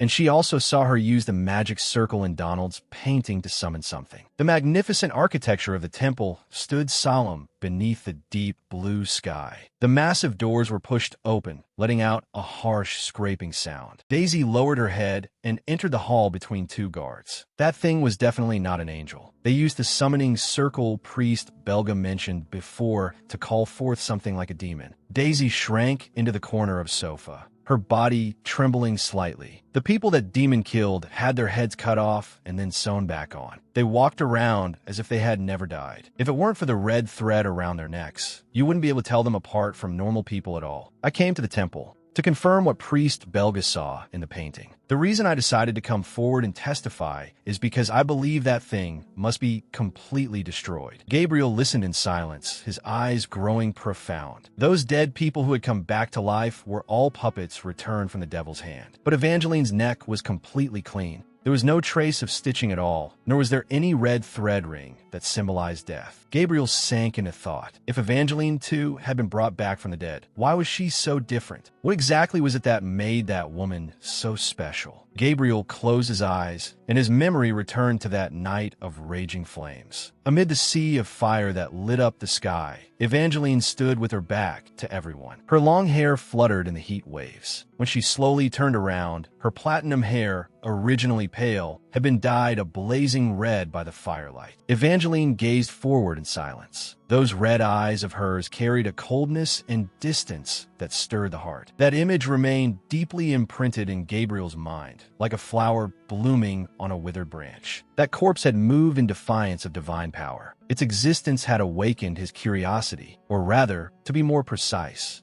it was a feeling closer to fear. If the being wearing Evangeline's skin, that monster bearing the face of House Rohanzin, were someday to grow tired of pretending to be human and stop this game, he could not imagine at all what would happen then. So this was the reason. This was why he could never stop himself from wanting to help Evangeline. He withdrew from his thoughts and called out, "Raphael." Raphael immediately stepped forward and waited respectfully for orders. Gabriel instructed, "Bring over the 2 guests who were with me earlier. Since they seem inclined to support Evangeline, I should share this report with them." A moment later, the heavy doors were pushed open. Raphael's voice came from outside. "Commander, I've brought them. Please come in." Daisy suddenly halted, her whole body stiffening in place. Kana looked at the girl before her. "Daisy, why are you here?" Daisy stared at Kana in disbelief. Kana said, "I heard you went blind. Are you all right?" Kana stepped forward and reached out with concern, but Daisy reacted as if she had seen something utterly horrifying. Her pupils shrank abruptly, and her whole body began trembling violently. She backed away in terror and stammered, Kana, who is that?" Kana hurriedly explained, "She's my younger sister. She's been working with me at the estate lately." Hearing that, Daisy seemed to suffer an enormous shock. She clutched her head in pain, digging her nails into her skin, letting out despairing groans. What have I done? I have to get out of here." Gabriel reached out, intending to stop her, and said in a low voice, "Miss Daisy, we still need your testimony." Daisy screamed hysterically. "I've already told you everything I know. Isn't that enough?" Gabriel watched Daisy's shattered figure flee and thought to himself that letting those 2 meet face to face had apparently been a mistake. He turned and instructed Raphael beside him. Raphael, escort her out of the temple. Raphael gave a slight bow and immediately went after Daisy, courteously showing the way. "Please, this way." As they passed each other, Daisy leaned close to Kana's ear and whispered something. Then she ran off without looking back. Kana stood frozen in place for a long while, still unable to recover herself. Gabriel spoke up. "Kana, what did Miss Daisy just say?" Kana lowered her head, both hands gripping the hem of her skirt tightly. "It was nothing. Really, it was nothing." Gabriel studied Kana's pale face and understood at once. It seemed Daisy had not cooperated as he had expected either. In that case, he could only choose to help Evangeline instead. The fountain in the temple courtyard continued spraying water tirelessly. Evangeline lifted the hem of her elaborate lace dress and slowly walked over the shining marble floor. She stopped and looked toward the pool. A knight was approaching from the corridor. "Sir Raphael." Raphael turned around, a bright smile blooming on his face. "Julian, and Lady Rohanzin as well." Evangeline stood there quietly, her red eyes calmly fixed on him. "Hello." Raphael quickly walked over. "I'm Raphael of the Paleros Knight Order. We've met before. Do you remember me, my lady? I was there at the scene when the fire happened too. You came here at the commander's request, didn't you? Thank you very much. Have you had the chance to look around the temple yet? It's incredibly magnificent. The first time I saw it, I was completely dumbfounded." Evangeline looked at the lively knight in front of her and thought to herself that he truly was a knight overflowing with energy. Raphael suddenly seemed to remember something. "Oh, right. This nun also used to work for House Rohanzin. Do you remember her, my lady?" Evangeline looked at the face before her. It did seem somewhat familiar, but no matter how hard she tried, she couldn't recall exactly who it was. Feeling a little awkward, she asked, "May I ask your name?" Daisy suddenly lifted her head. Her eyes were full of fear and disbelief. "Why you? Don't remember my name?" Evangeline let out a helpless sigh. In situations like this, amnesia really was the perfect excuse. "I lost my previous memories." Daisy lowered her head, her voice tiny as a mosquito's buzz. "My name is Daisy." Evangeline looked at the girl, trembling before her. "Did you resign because of me?" Daisy did not answer, only bowed her head even lower. Evangeline inwardly groaned. As expected, this really was because of the villainous Evangeline. Just what had she done to this child in the past? How outrageous must those things have been for just a few words to frighten the other girl this badly? This reputation was truly awful. Evangeline reached out and gently placed a hand on Daisy's shoulder. "You must have been very frightened, weren't you? but don't be afraid. I won't hurt you anymore. Evangeline gave her a gentle smile. If there is anything you want, just tell me. I'll give you whatever reward you want on the condition that you don't go outside and talk nonsense about my affairs. Evangeline let out a sigh of relief and patted her chest, muttering to herself, all right, the situation isn't too terrible yet. Gabriel is probably a little interested in me, so it should be fine. At the very least, he won't do anything that would harm me. Andres came over carrying the box and said, my lady, I'm here. Evangeline complained in dissatisfaction. Honestly, why are you so late? Andres replied helplessly, come on. But in the end, I still obeyed you and came running over, didn't I? Andres turned his head, his gaze falling on Daisy, not far away. Do you two know each other? Daisy looked extremely restless. I have to go. Let me see you off as sister. Daisy flinched and hurriedly waved her hands in refusal. It's fine, no need. The carriage is right over there. Knight Raphael watched Daisy's retreating back and said, all right, that does seem to be the case. Daisy ran off without once looking back. Evangeline looked at the empty corridor. She's gone. The knight replied somewhat helplessly. It seems so. So, did you two have a pleasant conversation? To protect your privacy, I kept my ears tightly covered. Evangeline fell into thought. I'm not sure. She didn't look like she wanted to talk to me. To be honest, I don't even remember who she is. The knight attending her said, what? Well, if all the servants were lined up in a row, I probably wouldn't be able to tell who was who either. Evangeline looked at the knight's bright smile, yet unease rose again in her heart. He was clearly smiling so gently, so why did he seem so suspicious? Daisy had obviously run off in the middle of speaking with her just now. Wouldn't a normal person ask why? Was this what it meant to hide one's depths? Could he be the scheming type? Raphael turned to Andres and asked, by the way, who is this young master? Evangeline immediately cut in and answered, is my bodyguard. Raphael clasped his hands together in sudden understanding. Ah, so you are a knight. You don't have a sword at your side. I didn't notice just now. Andres spread his hands, a flippant smile on his face. Even without a sword, I'm still very strong. Raphael lowered his eyes, the corners of his lips lifting in a meaningful smile. I see. Then, he turned and said to the colleague beside him, I remember now, before going home, you still need to go to the knight's reception room to meet the captain, right? In that case, I'll head back with you. Lead the way. How would you know Daisy? Evangeline asked. Andres asked back, the girl just now. Her. We just helped each other with a little something. Evangeline stared at him suspiciously. You didn't bully her, did you? Andres curled his lip, putting on an innocent face in self-defense. How could I? I helped her. I was the one who helped her escape, you know. Evangeline took on a thoughtful expression and murmured, I think I vaguely understand now. So those injuries were mostly left by the slave traders after all. After all, he had just said with his own mouth that they had escaped together. That meant Daisy and he had both been captured by slave traders before. That was why Daisy had looked so frightened when she saw him just now, because he had brought back the painful memories of when she was imprisoned. People usually called this post-traumatic stress disorder, right? Andres added from the side. Besides, I also cleaned up the scene very thoroughly afterward. Evangeline looked at him and said, so you even took care of those slave traders while you were at it? That truly deserves praise. Evangeline reached out and gently stroked his hair, praising him. You did well. In a corridor not far away, Raphael stopped walking and silently witnessed the scene. He turned his head, wearing a meaningful smile, and asked as if not paying it much mind. The relationship between you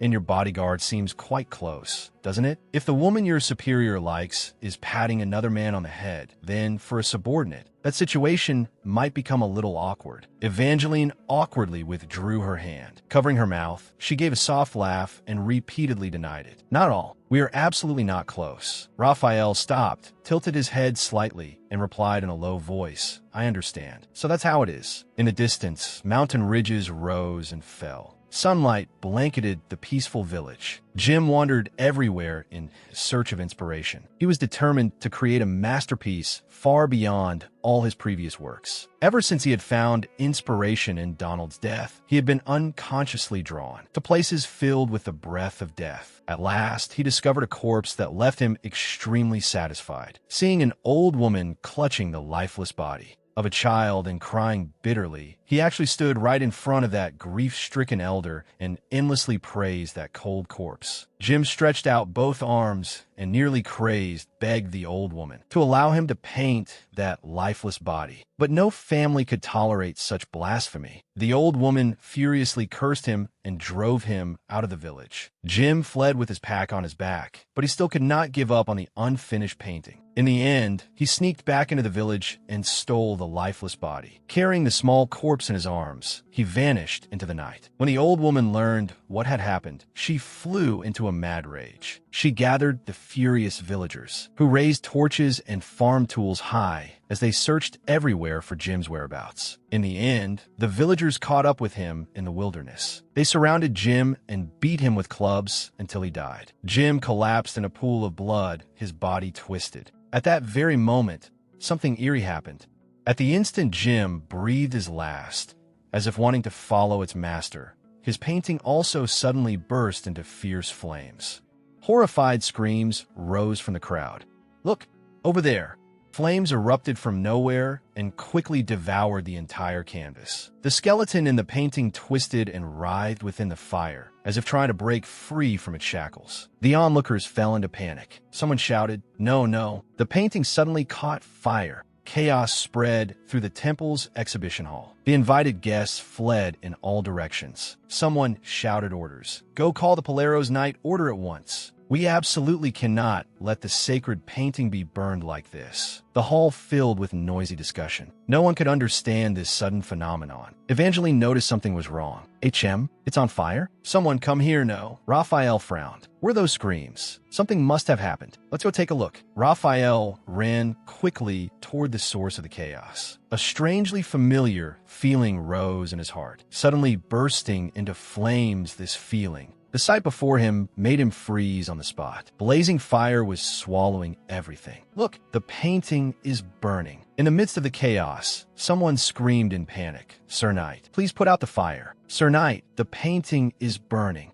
The screams rang out without end. The crowd descended into utter chaos. Countless hands stretched forward, crying out desperately, "Sir Knight, please, save the painting. Sir Knight, good heavens, had they all gone mad? Just because of a painting, people were losing their minds like this. Shouldn't they just let it burn to ashes? No, no, I can't do it. I can't let the painting be destroyed like this." A young man charged straight into the sea of flames. He spread his arms and tightly embraced the huge burning painting. The fire immediately engulfed his back. A miserable scream tore through the air. "Meeson, why was he here? I clearly locked him in a room." Seeing this, Raphael roared, "Meeson, put the painting down. Let go of it now." Meeson seemed unable to hear a single sound. He ignored the fire spreading across his body, both hands still gripping the frame tightly. Raphael shouted at the figure in the flames, "Meeson, snap out of it. Let go now." Meeson groaned in pain within the fire. The flames had already climbed to his shoulders. Raphael ground his teeth. Damn it, if this kept up, the man would burn to death. Was force the only way to drag these people away? What exactly was going on here? At that very moment, Raphael heard whispers by his ear, as if a corpse were muttering to him. The scorching heat that had been there suddenly vanished into nothingness. In its place came a bone-piercing chill. Raphael froze in place.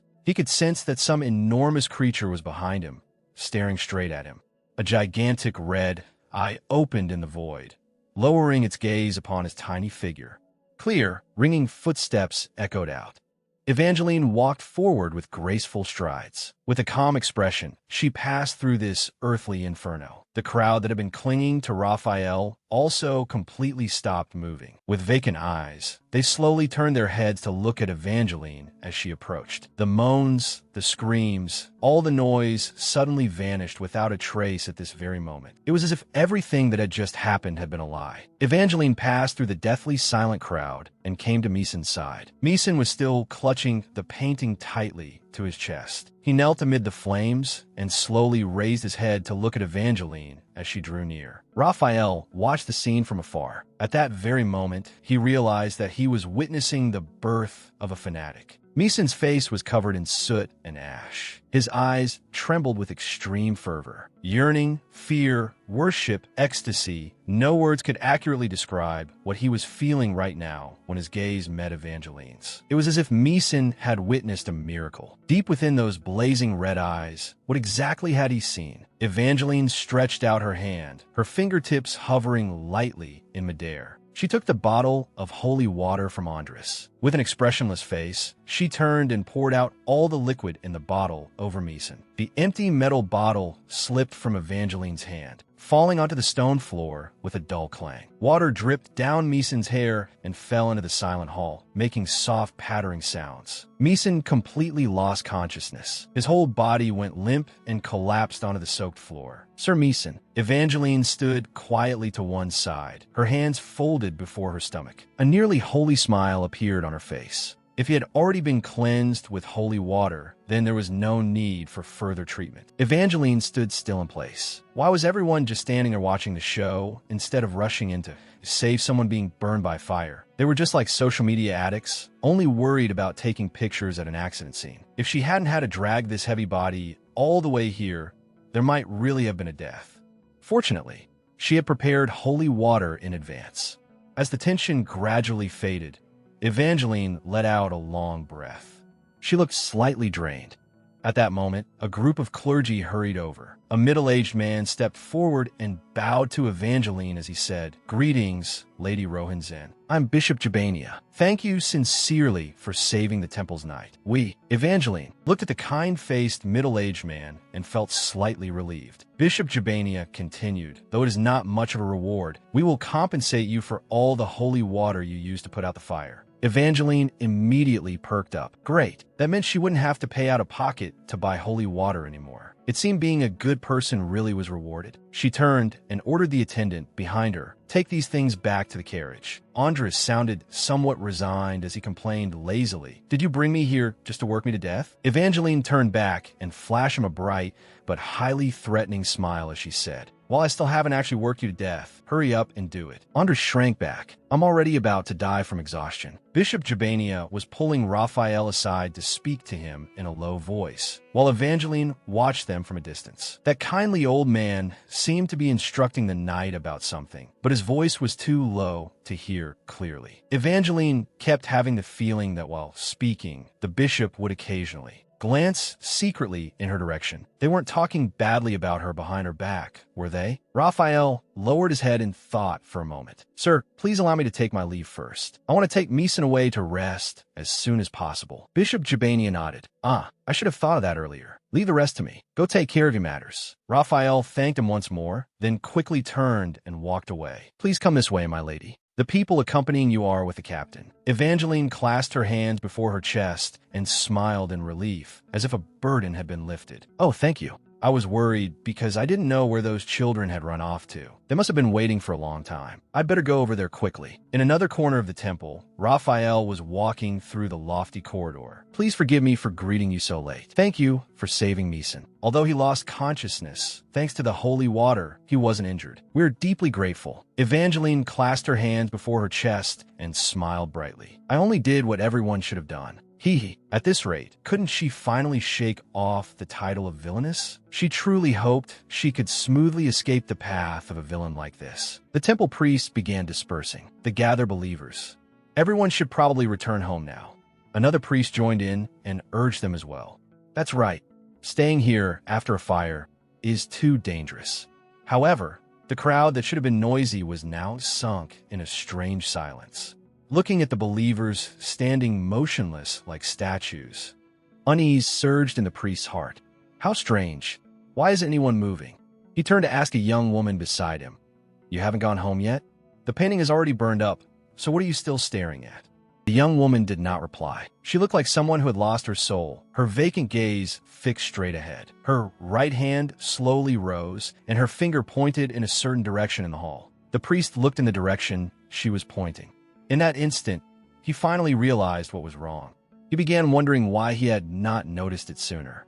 Along the path Evangeline had just walked, Evangeline strode along the wide corridor, the sound of her footsteps echoing through the empty space. She suddenly felt tense. If Daisy had told Gabriel everything about the cruel things she had done in the past, then the situation was truly bad. Even though Daisy had once promised to help her, she still had to find a way to salvage her image. If Gabriel changed his mind because of this and decided not to help her anymore, she would lose an important ally. She had to confirm what Gabriel really thought of her now. Evangeline took a deep breath and pushed open the heavy doors of the hall. Gabriel stood in the middle of the hall, looking at Evangeline as she approached. "You've come, Lady Rohan-Zen." Evangeline stopped and replied, "Yes, were you waiting?" Before she could finish, Kana suddenly rushed out from a corner. "Miss!" The little girl threw herself straight into Evangeline's arms. Evangeline was knocked back half a step. With helplessness, she said, "Kana, that's dangerous." Kana hugged Evangeline tightly and smiled a little shyly. Sorry. Normally, the older Kana would definitely have stepped in to stop her. Why was she just standing there dazed now, staring at Kana? "Did you fight with your sister?" Kana shook her head. "No. Ever since she heard what Daisy said earlier, she's been like this the whole time." Just how shocking was that truth? That could make her ignore even her most beloved little sister? Gabriel held out a hand. "Lady Rohan-Zen, please sit here." Evangeline obediently sat down. That's right, Gabriel was the key figure now. Gabriel looked around and frowned. "Where did Julian go?" "I clearly remember telling Julian to escort you, my lady." Raphael stepped forward and reported in a low voice, "Commander, Julian is currently in the infirmary. Meeson was injured." After hearing the whole story, Gabriel understood. "So that's what happened. Thank you for saving Meeson, my lady." Since the bishop personally went to the scene, I believe the matter of the painting catching fire will be settled soon. After all, the bishop himself was never particularly fond of that painting. As for the Donau case, the number of people paying attention to it will likely dwindle as well. The investigation we conducted when taking the painting down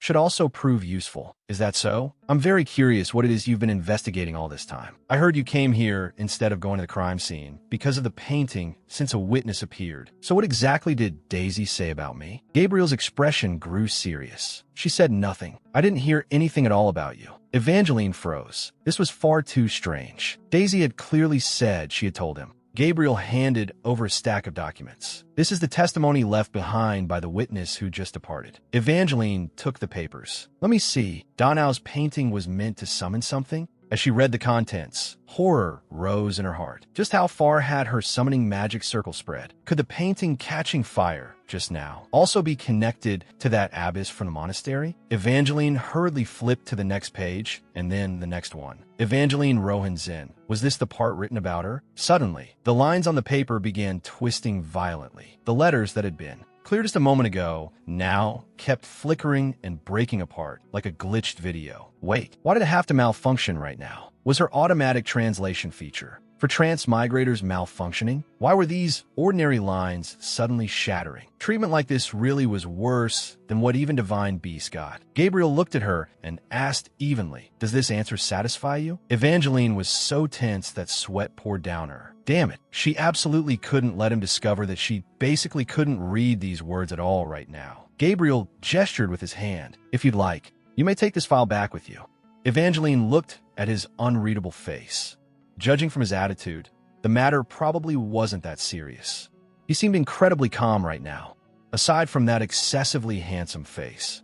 It was impossible to read any extra information from his expression. But honestly, he really was handsome from every angle. Evangeline decided to put the file away first and wait until the translation function recovered before reading it carefully. She turned to Kana beside her and said, "Kana, could you hold this for me?" Kana took the paper. The moment her fingertips touched the testimony, her eyes suddenly became cold and profound, fastening themselves on the contents of the page. Evangeline noticed the abnormality. "Kana?" Kana jolted back to herself. "I'll keep it safe. I absolutely won't let anything happen to it." Evangeline looked at Kana in confusion. What had that been just now? It felt like the way the girl had looked at the paper had been a little frightening. Had she just imagined it? Gabriel's voice rang out again, cutting off her train of thought. "Does this answer satisfy you, my lady?" Evangeline gave a slight nod. "Yes, this is enough." Gabriel looked at her intently. "I've told you before, haven't I, that I want to help you." Evangeline avoided his gaze. This man really was slick-tongued. He truly was the typical male lead of a romance novel. A knock sounded from outside the door. Through the door, a knight reported, "Commander, Bishop Jabania wishes to see you." Gabriel stood up and replied, understood. Tell him that after I see Lady Evangeline off, I'll come over at once. Let's go, my lady. Evangeline stood up as well. Yes, I feel I've stayed too long too. The sunset dyed the sky red. A carriage waited in front of the magnificent building. The moment Evangeline appeared, Andres immediately ran over to greet her, loudly calling out, "Master, I'm back. Thank you for waiting." Evangeline reached out and gently patted Andres on the head. Lady Evangeline. Evangeline turned around and saw Gabriel extending a hand toward her. He probably wanted to help her into the carriage by holding her hand. Evangeline placed her hand in Gabriel's broad palm. Gabriel took her hand along with emotion, gentle but allowing no refusal. Gabriel lowered his head slightly and placed a light kiss on the back of Evangeline's hand. He whispered, "I very much look forward to the day I see you again." Evangeline stood frozen in place, staring at the man before her. She silently stepped into the carriage. The carriage slowly rolled away and disappeared into the evening light. What was that just now? Unconsciously, she curled her fingers and pressed them tightly to her chest. What on earth had that just been about? Thank you for watching the whole video. If you enjoyed it, don't forget to like, share, and leave a comment. Don't forget to subscribe to the channel and press the bell so you won't miss the newest videos.